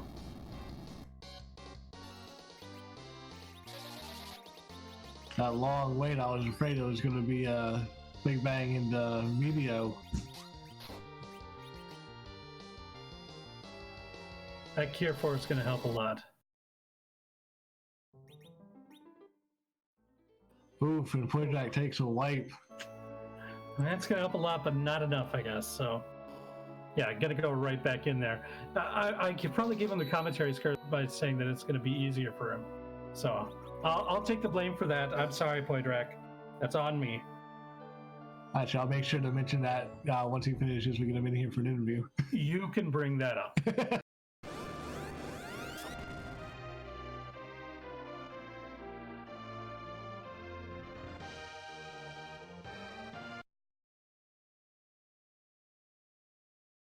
Okay, after some more levels, Culinary Housewife is back in the final fight and has a bit more of an HP cushion. Quorum and Paladin still have pretty low HP, but as long as she can avoid taking a full powered Big Bang or avoiding just really high rolls on the Big Bangs, she might be okay. Looks like they're planning to use Yang as their main DPS and Edge as chemist duty. Well, that makes sense considering that I gotta bring it up again. Kind of nerdy household sold that massive. So Yang is gonna be the best choice for berserking right now.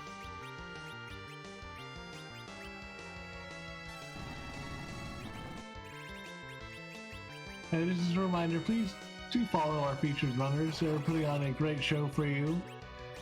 As that is our tracker, Moonblade's with our restreamer. Rex doing commentary with me tonight.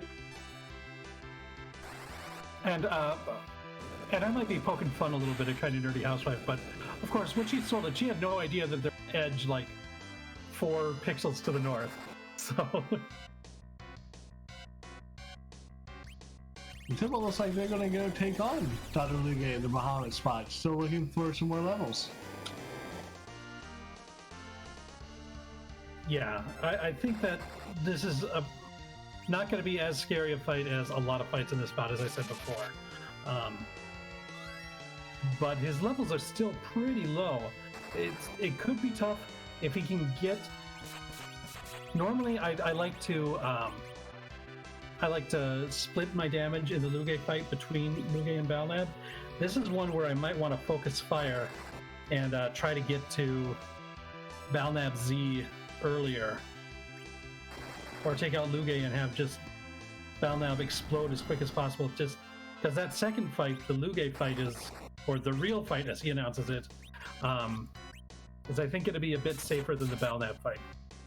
Yeah, I think my strategy would be to take out Luge as fast as possible, take the explode, and worry about healing up at the beginning of the next one. Yeah.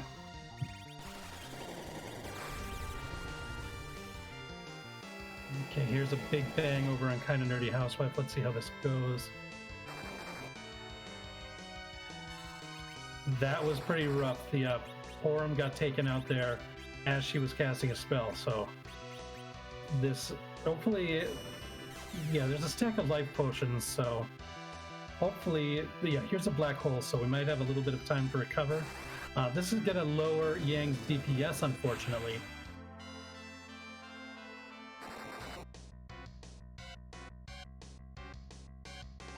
Unfortunately, Porum had a fire choose at the bounce off of Starveil that got taken out with the black hole. Oof. Just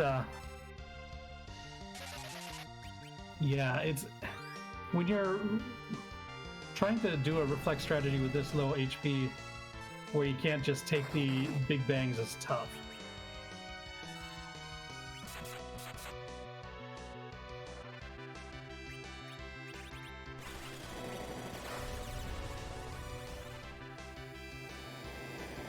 Kind of Nerdy still hanging in there, hoping that by the Big Bang, get that Cure 4 off. Yep, she does, so that's a good thing.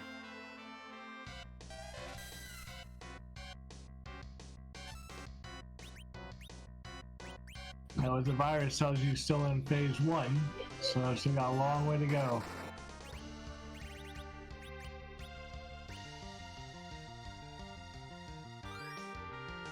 Yeah, this is going to be a long, grindy fight for Nerdy here.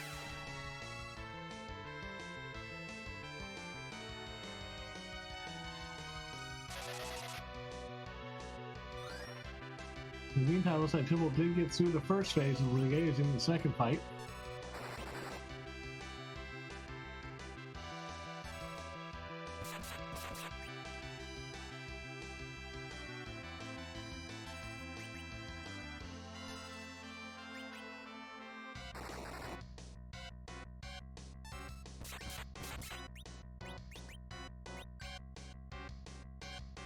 Did I just see a dart on Pointrak's screen miss? Maybe something just looked weird on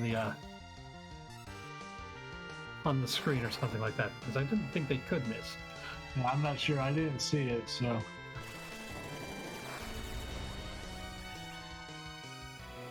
Pointrak making use of a succubus to refute Fu's MP by draining it from Palom. When you're relying on Fusia to do the Cure Force for healing, sometime you just got to take away Palom's MP. That's a valid strat sometimes. You gotta suck the MP from somebody else. Nerdy down to just Yang.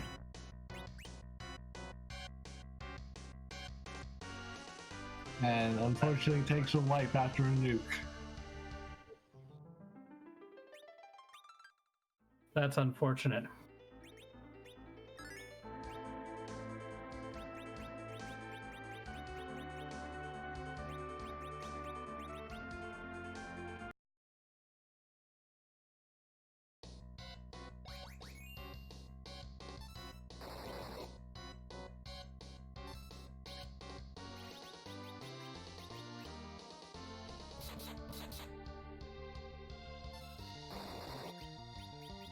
Looks like she doesn't want to try again.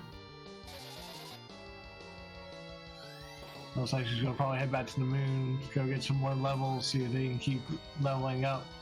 Another thing that might not be bad is checking in at a couple of equipment shops, see if she can get a better weapon for Edge too.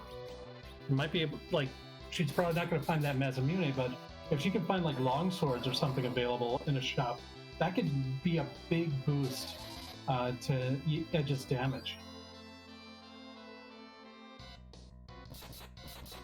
Speaking of legendary ninja swords, maybe Kinda Dirty Housewife could go fight Dr. Luge and get a Mirasame.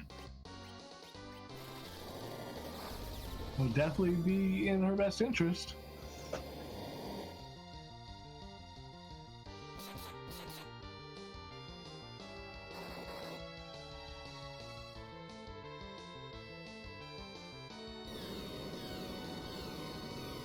In the meantime, we see rock sawing on Pointrak's screen.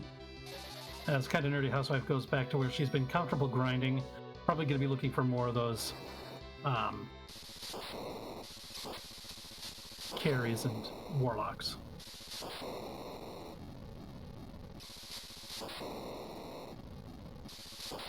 And there we go.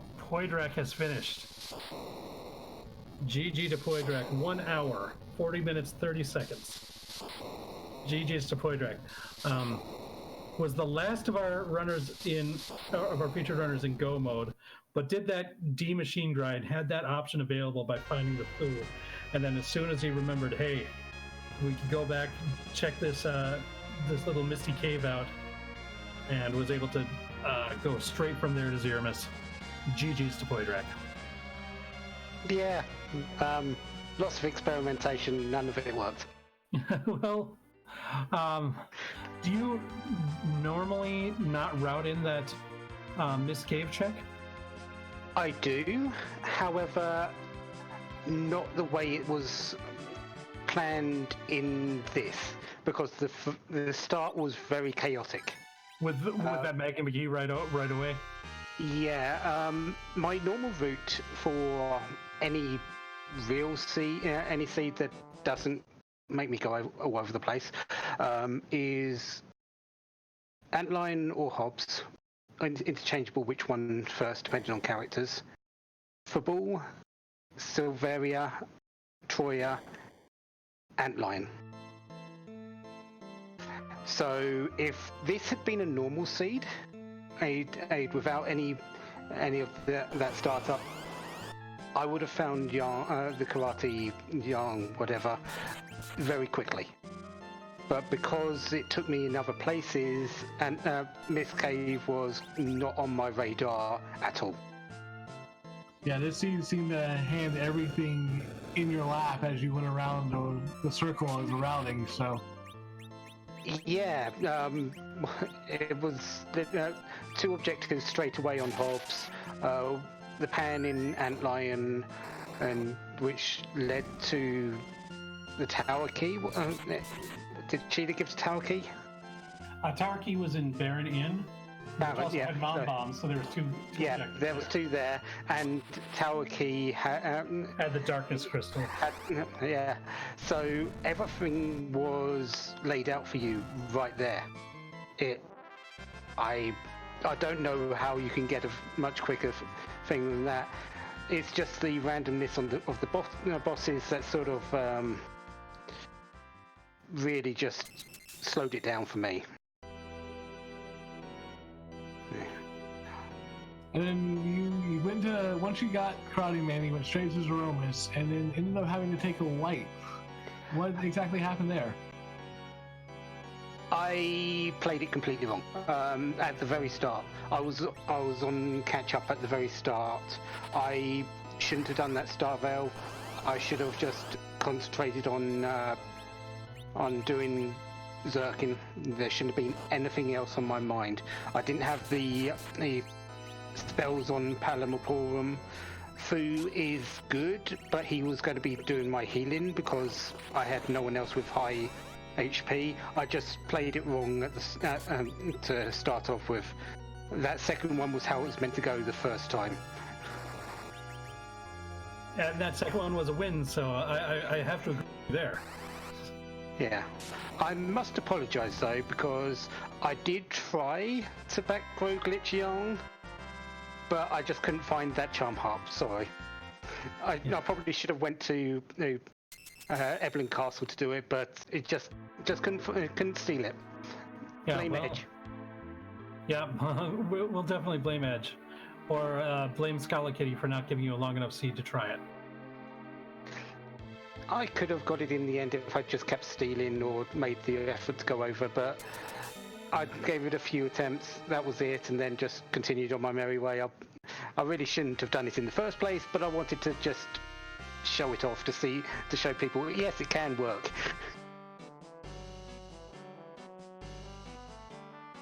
Well, what did you think about this flag set overall then?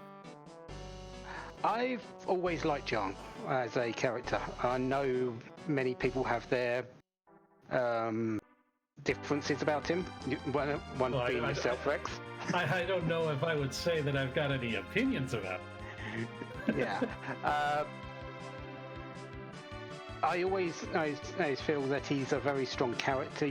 It's just when is the best time to use him? It's if you can get him leveled up fairly easily, like I did. Yes, he's a great character to have. When levels are a little bit harder to come by, that's when you struggle with him, and you have to look at other alternatives.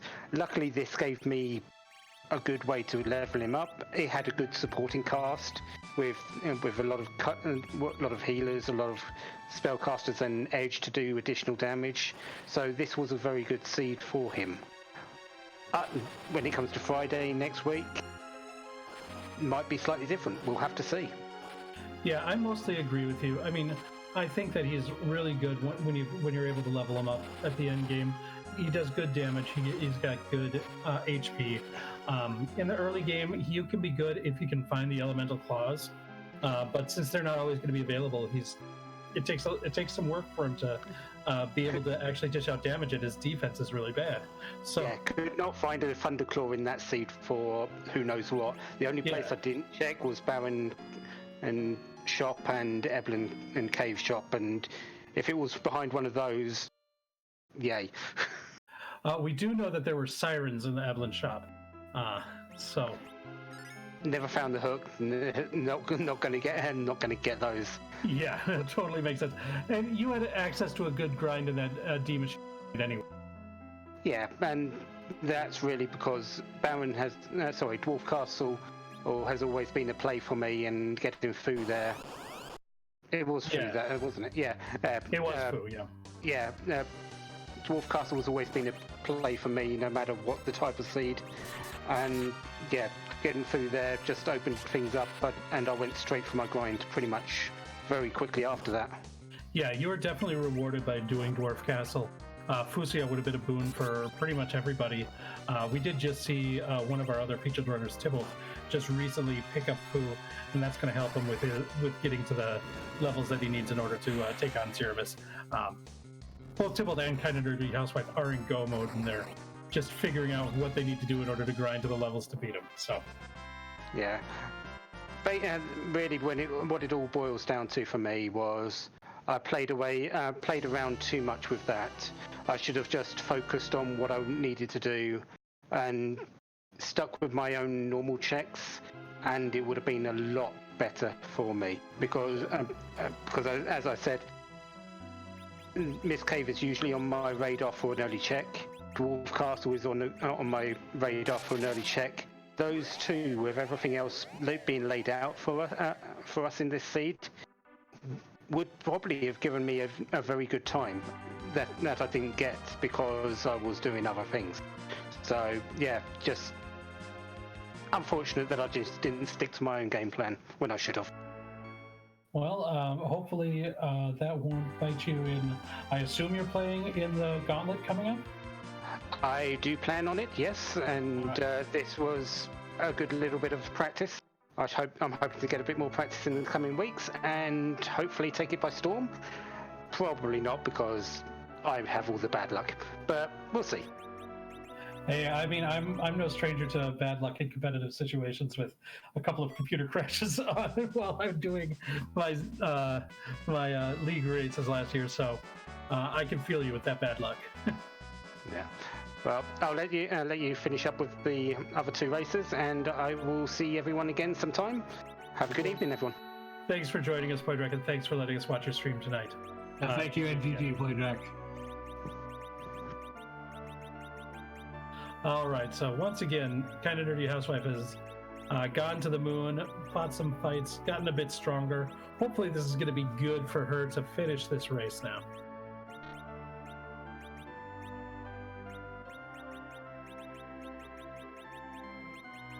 In the meantime, Tybalt completed the Elements fight down in the Feymarch, got their Adamant. Looks like they went down to the Cacol shop and turned it in to get the Excalibur and take a look at the shop there. Yeah, I think we saw Zeus gauntlets for sale, so that's going to be good for. And he's got a cane in his party now. I missed where he picked that up. That must have been. Was that Baron? Yeah, Kane was in Baron Castle. Yeah, so definitely has like a party with a lot of Zerkers available now. Looks like he's probably getting pretty close to what he needs to be able to finish this. Kane is still under 2,000 HP though. Might want to grind him a little more. We'll see what Tybalt feels like. In the meantime, Kind of Nerdy is just out re-entering the Zeromus fight. Hopefully, third time will be the charm. It looks like Tybalt is flying towards Toria, so he might be ready to take Zeramis on as well.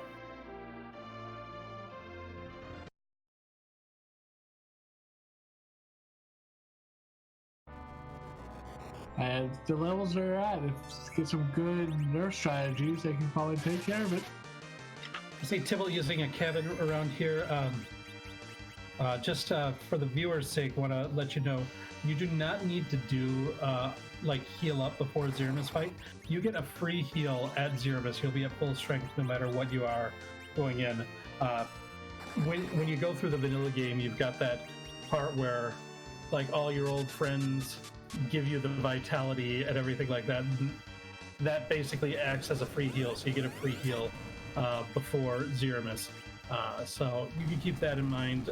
It doesn't do it's not going to really hurt Tybalt that much here, but it's one of those things where you can save a little bit of time by not having to use that cabinet or go to the inn or something like that. So.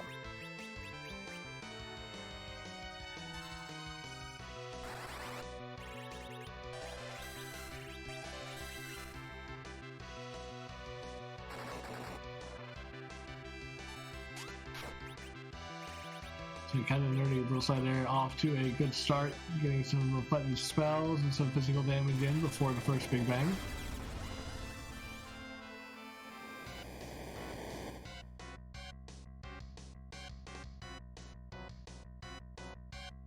Yeah, it looks like that first Big Bang was properly nerfed. Still enough to get the anchor down with the HP ran out text, but so far so good.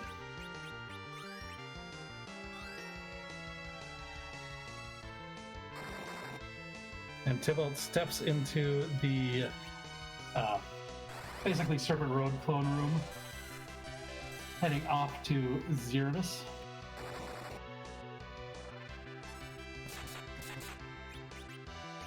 Or Grinchmas, I guess.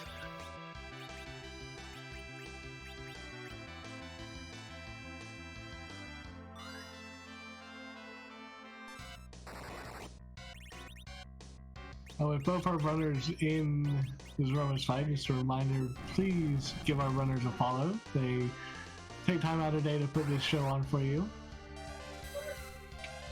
And I'll give another shout out thanks to our restream team, Dathis on tracking tonight. They're doing a great job. Thank you very much, Dathis. Moonblaze Wolf on the restream. We wouldn't have a show without him, so big ups to Moonblaze Wolf. And our coordinator tonight is Scala Kitty, and she's been lurking in that chat, so big thanks to Scala Kitty. And of course, my co-commentator, Gambit.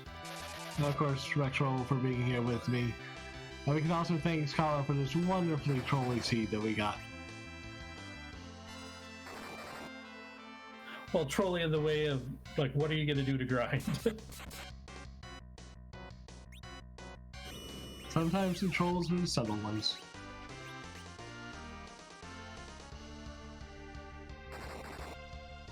Now, I think right now, this might be the best strategy that kind of nerdy could do. However, there still is a risk here because of Porum's low HP count. If you're dealing with these unnerved Big Bangs, then she could still get wiped out.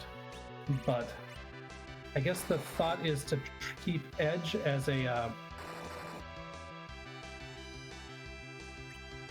chemist to revive Porum if necessary.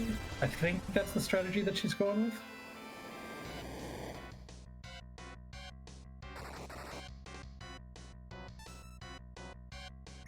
Not sure. If it is, it's a good strategy. Again, considering it doesn't have a very good weaponry for Kane, keeping him as the chemist makes sense.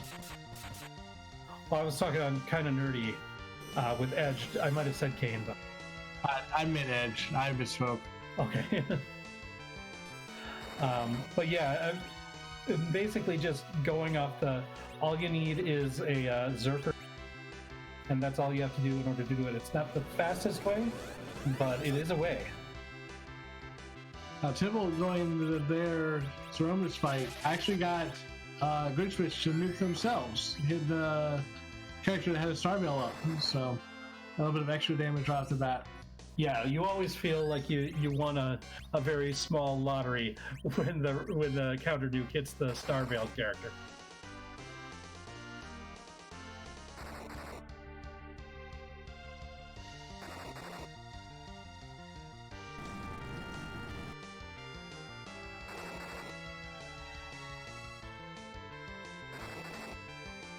To answer your question in chat, yes, Tybalt's Kane is rocking a Dwarf Axe in this fight.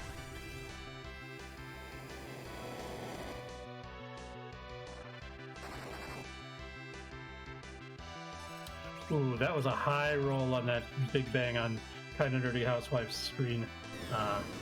So now has to revive up Porum. Ooh, rocks are falling though. Oh, it's all on Yang now. Oh, Let's hope. Oh, come on, please don't get medioed out, nerdy. Oh no! No!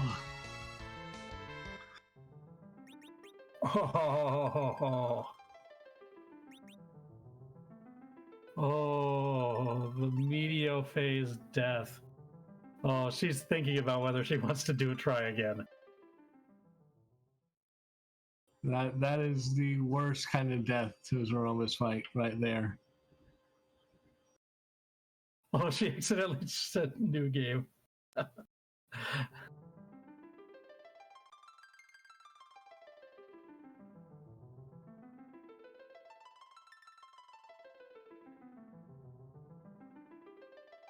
And kind of nerdy housewife has chosen to forfeit. She does not want to take another shot at Zeromus.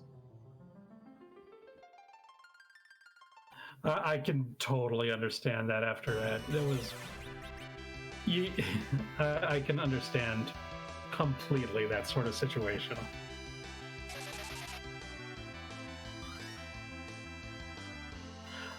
We'll, of course, see if she does want to hop in and talk to us at all.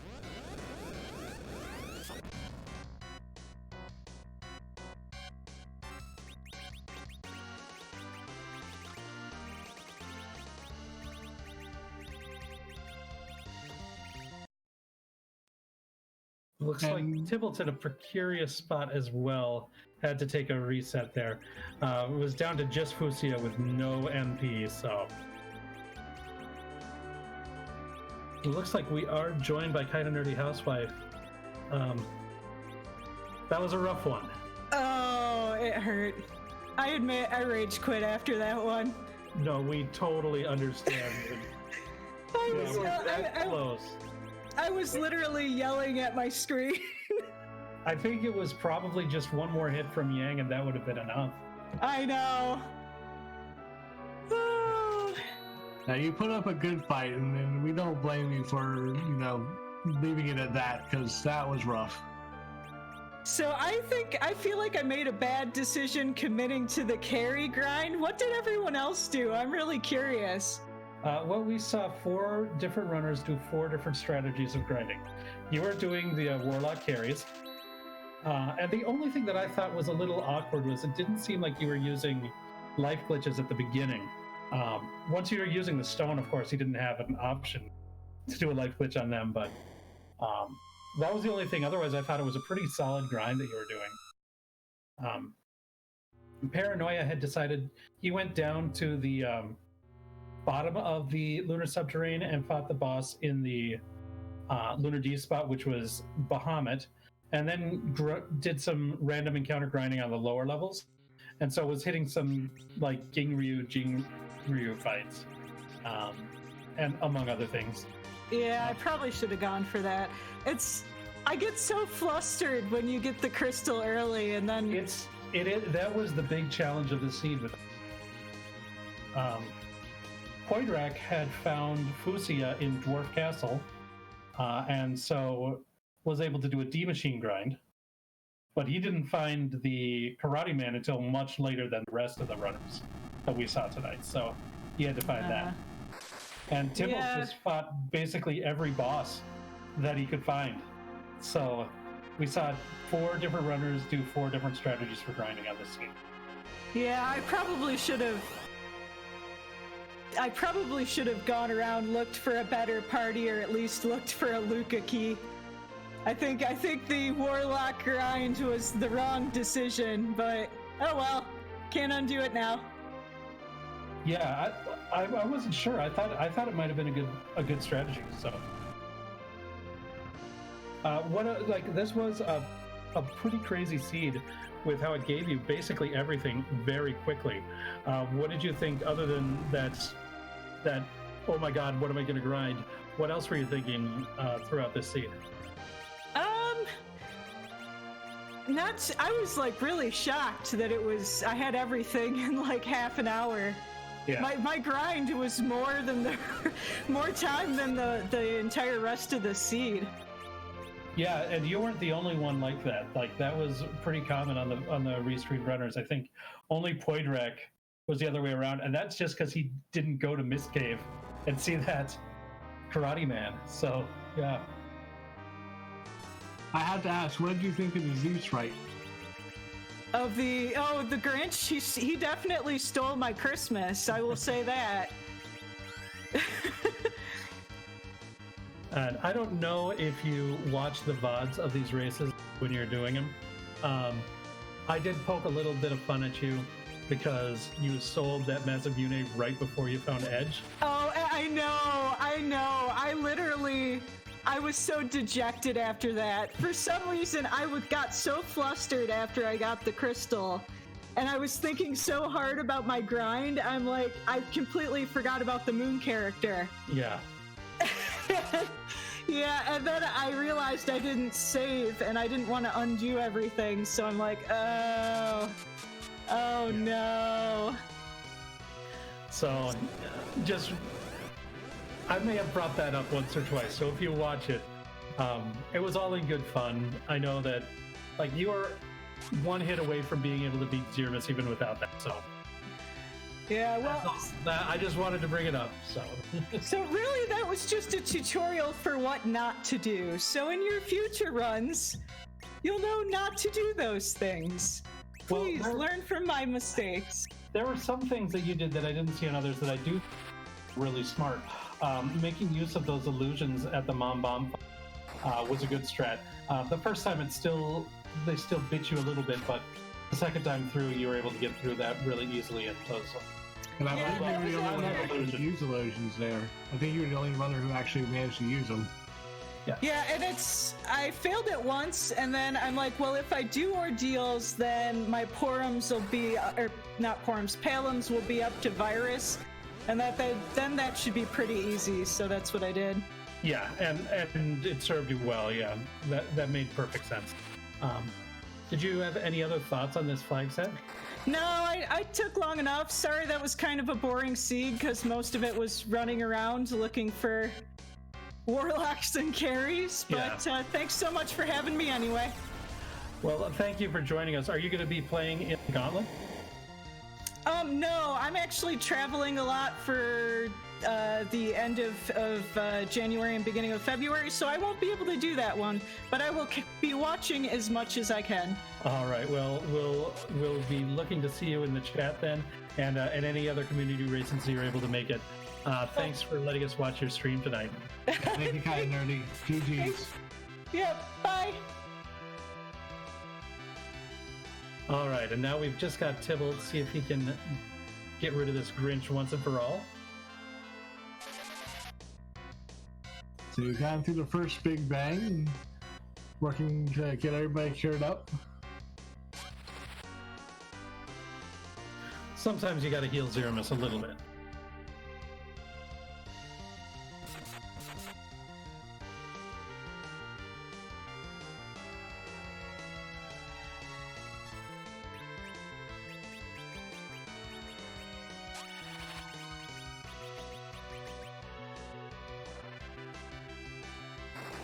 So I know that we talked about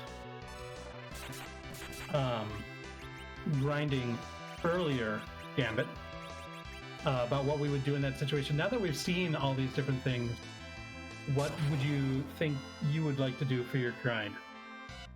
Well, the D Machine, I think, is definitely the best option if you have either a Fu or a Tella. Definitely if you can get the life glitches off, it gives you the most bang for your buck, even at an under level. Or it's not under level, but under key items.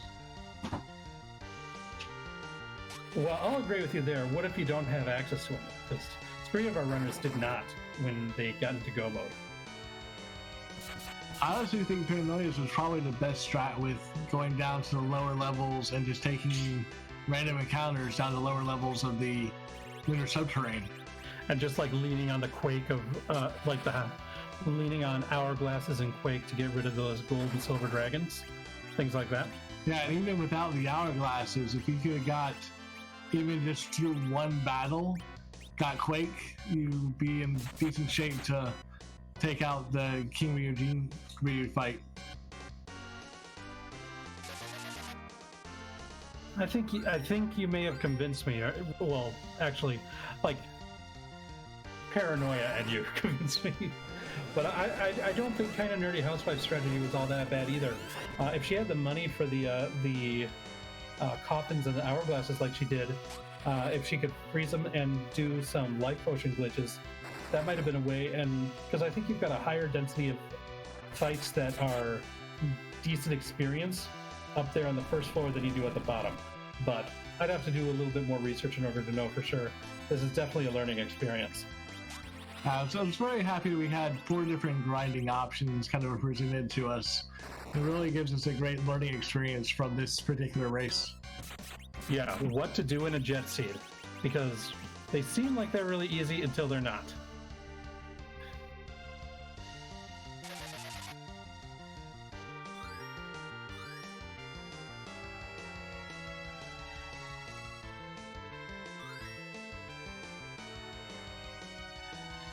In the meantime, Tybalt's going through, making pretty good work, is in the second phase of Zeroma's fight.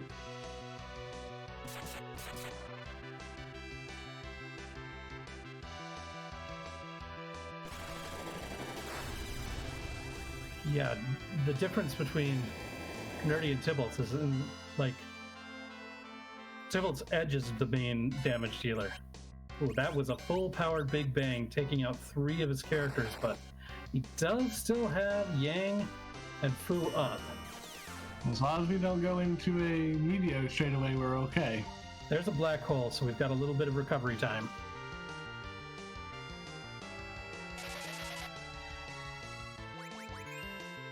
And hopefully we can have Yang help life up some of the characters and get them back on their feet, get them going again.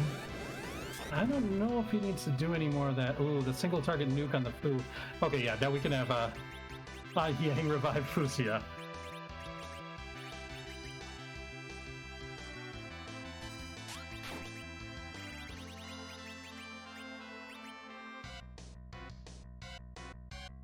Does he not have any life potions? He might be out of life potions.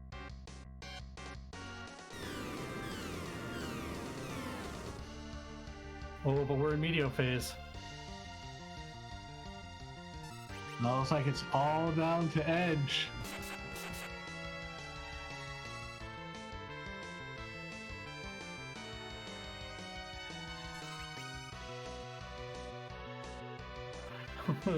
Oh, I don't want to repeat. I don't want to repeat.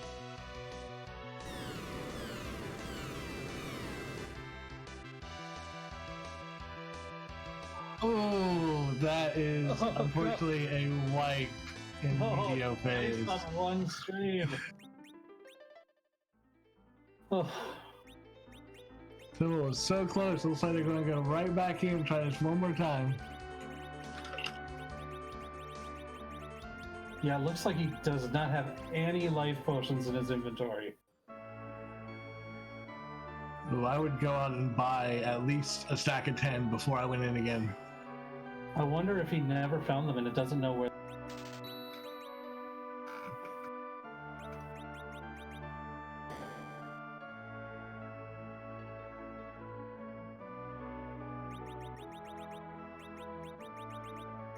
Heart Girl 26, we're all rooting for your husband now.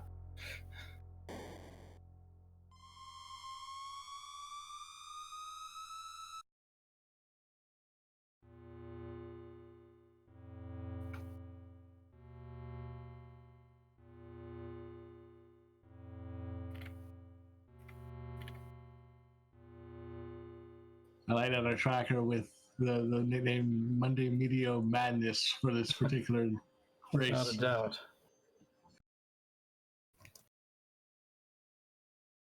And this is a reminder, so everybody here knows we've got the Monday night race. We also have one Friday night with the same flag set, which could be as jetty as this one is, or it could be a lot longer if the bosses decide to hide better.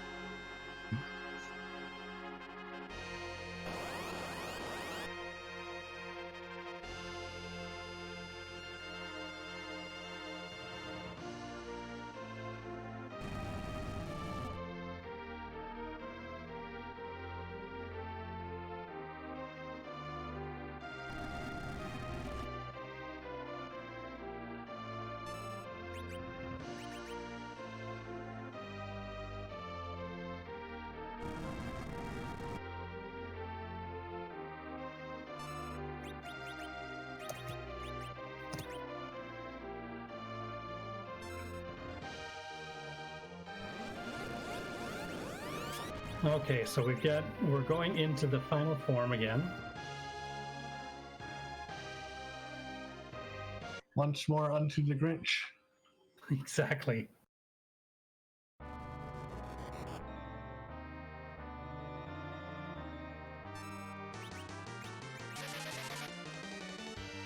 I'll say this, even with the heartbreak that was that Meteor White, just getting to that point with this team, with the HP you have, it's got to be a huge confidence boost. Just knowing you can get it done. It was a little early on that Silk Web. There's a period of time between where he transforms and when you can actually affect him with things. And if you throw your Silk Web too early, you won't get that counter nuke. You won't get the slows applied, and it's going to be a tough fight. Hopefully he's got another... It looks like he's going to be using a I think I saw him queue up that direct nuke right up into the thing. Okay, so that's still going to nerf the first Big Bang, but it's not going to apply the double slow like the Silk Web does. And once again, he gets the reflected nuke. I think that's all 3 fights in a row. He's got a reflected nuke. Well, hopefully the luck of the Chocobos is with him today. For this fight.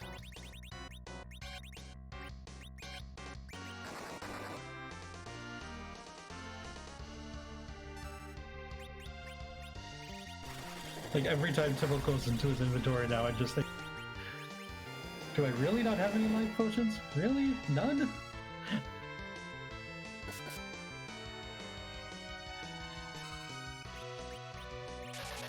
Even Torm tripping him with 216 damage there. You know, if you have to poke Zeramus with a stick, you're gonna poke Zeramus with a stick.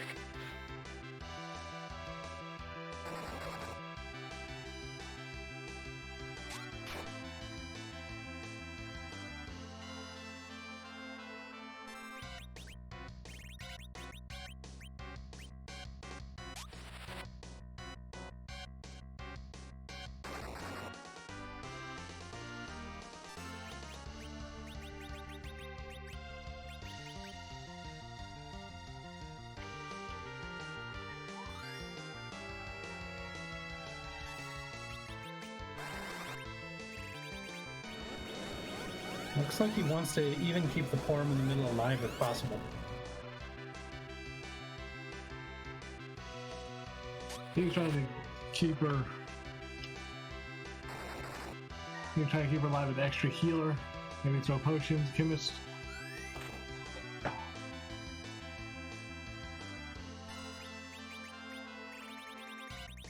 Now, zerking up Edge, if the second phase has been triggered, then I think that's good timing. Just want to avoid that Big Bang. And I think he's good because of when he threw that, when he darted that spoon. I think it's going to be fine. So now we're getting to that point where he's low on MP. There's that Ether 2. That's a good reason to keep Forum alive. Throw that Ether 2 on Zeramus there. Or on Fusia. Not on Zeramus. Throwing an Ether 2 on Zeramus doesn't make a ton of sense. Though I like the play of casting a direct nuke right here, trying to see if they can nerf the next Big Bang. That would be nice if the timing is right here.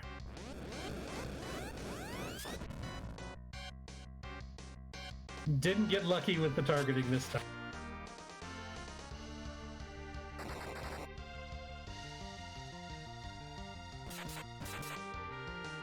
Chat reminding me, you can nerf Big Bangs with healing items. That's true, but an Ether 2 is a pretty expensive one to use on that. I'd rather use a Cure 1 if possible.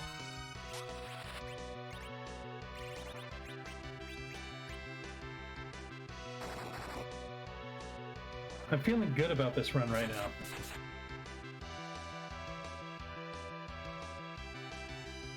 Yeah, damage is coming through pretty well. It's got everything kind of in control. I like the way it's going so far. Ooh, the wall might have worn off, or he might have mistargeted. That was a nuke from Fusia right onto Yang.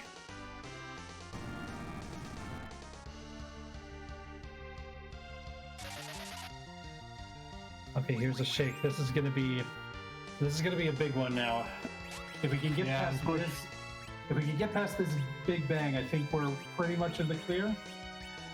Unfortunately, I don't know if he's going to be able to. I think this is going to be one of the high rolls.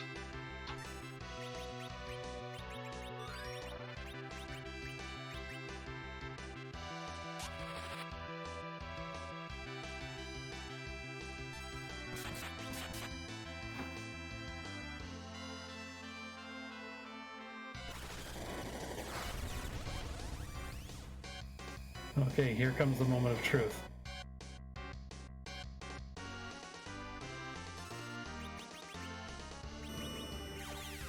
Who survives?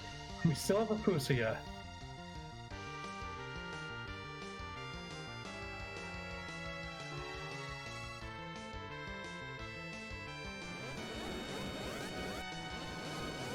He gets the Starveil off before throws the nuke, gets the bounce. That was nice timing there.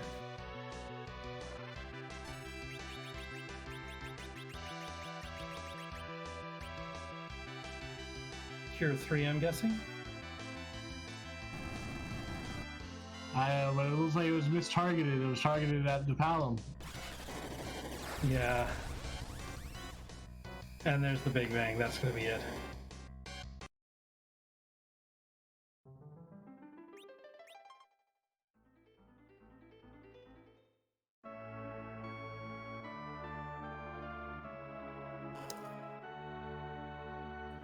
I'll give it this. He's not going to give up. He's going to go right back in, try it once again.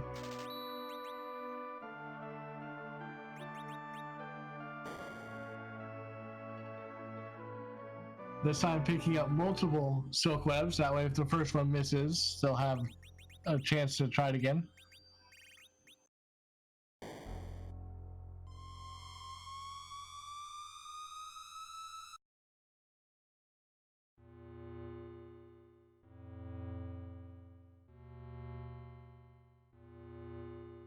Yeah, I know that. I don't know how new Tilt is to free enterprise in general. I know I saw talking that he's relatively new to the racing, so nerves might be getting the better of him. As Heartgirl26 is saying in the chat, that's definitely a possibility here. I don't have any doubt in my mind that he can do it. He's gotten so close already that, you know, if things fall, like a roll happens slightly differently, damage either on his side, dealing damage to Zirmis, or taking a little less damage from a Big Bang there. Either way could have gone, and he could have won without a doubt. Yeah, he's put in a great show. He's definitely got a handle on this. It's just that one or two rolls that have so far got him.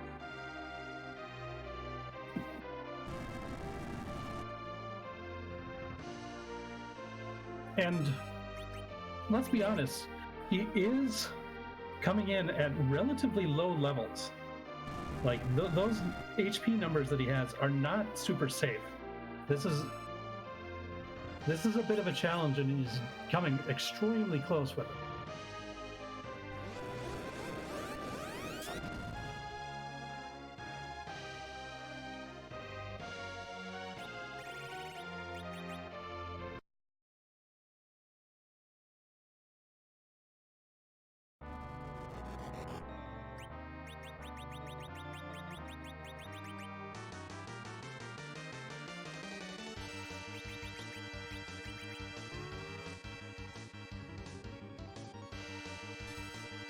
There we go. This time should get the silk web off pretty well.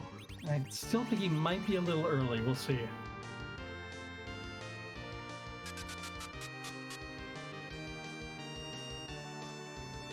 Nope, he got it.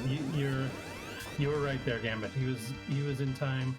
Doesn't get the lucky bounce this time. That's gonna be a rough death there.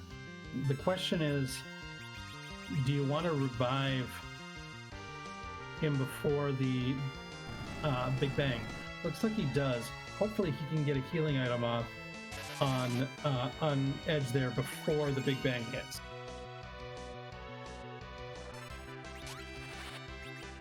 Otherwise, it's just going to be a quick up and down. Yeah, exactly. But it looks like he's not going to heal with Fu. Instead, he's going to go on the offense, which means I think Edge is going to go down here.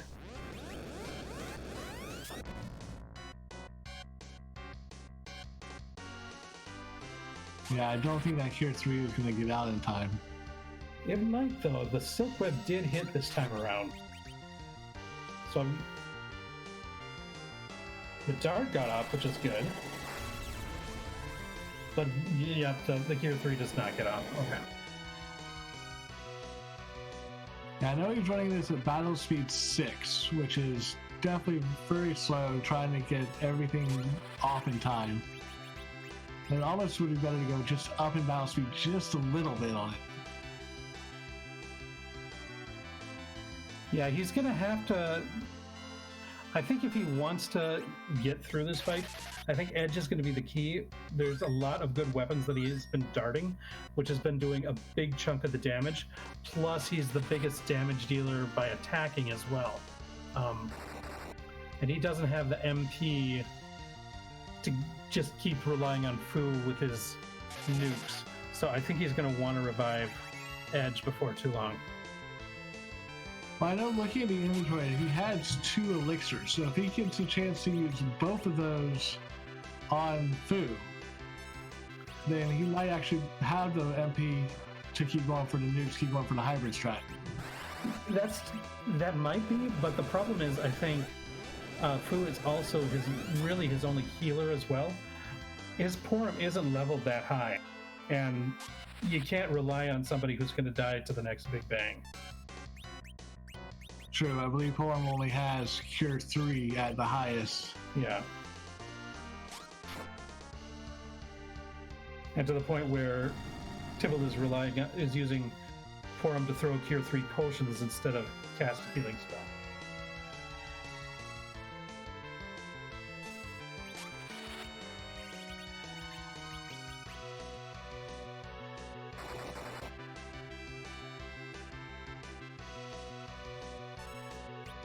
We saw a shake. Hopefully we can do enough damage to trip him into the next phase before he gets the Big Bang off here. But definitely getting another nuke off with Fu helps. Well, so long as we can hit him after that. Okay, good. Because the Reflect does not trigger the phase change. And there's the Big Bang, so Porum's probably going to go down. This is going to be an unnerfed Big Bang as well. Oof. Yeah, that is a... Ooh, and he has got to burn one of his elixirs here. I think we got a black hole next, though.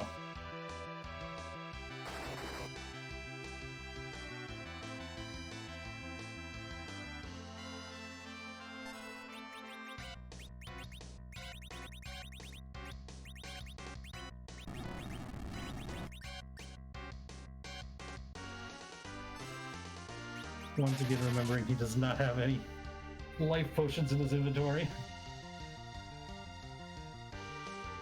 Ooh, feels like wall missed.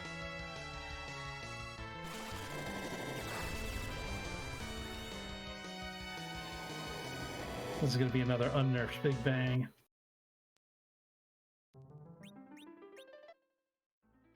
And there's the reset.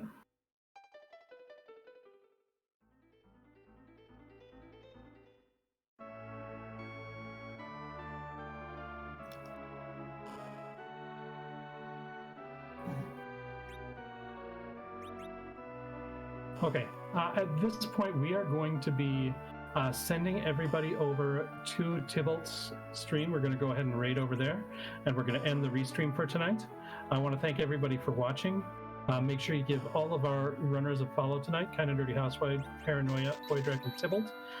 And our restream team, we've got Daphnis on the tracking, Moonblaze Wolf on the restream, Scala Kitty on the making sure this is all getting together.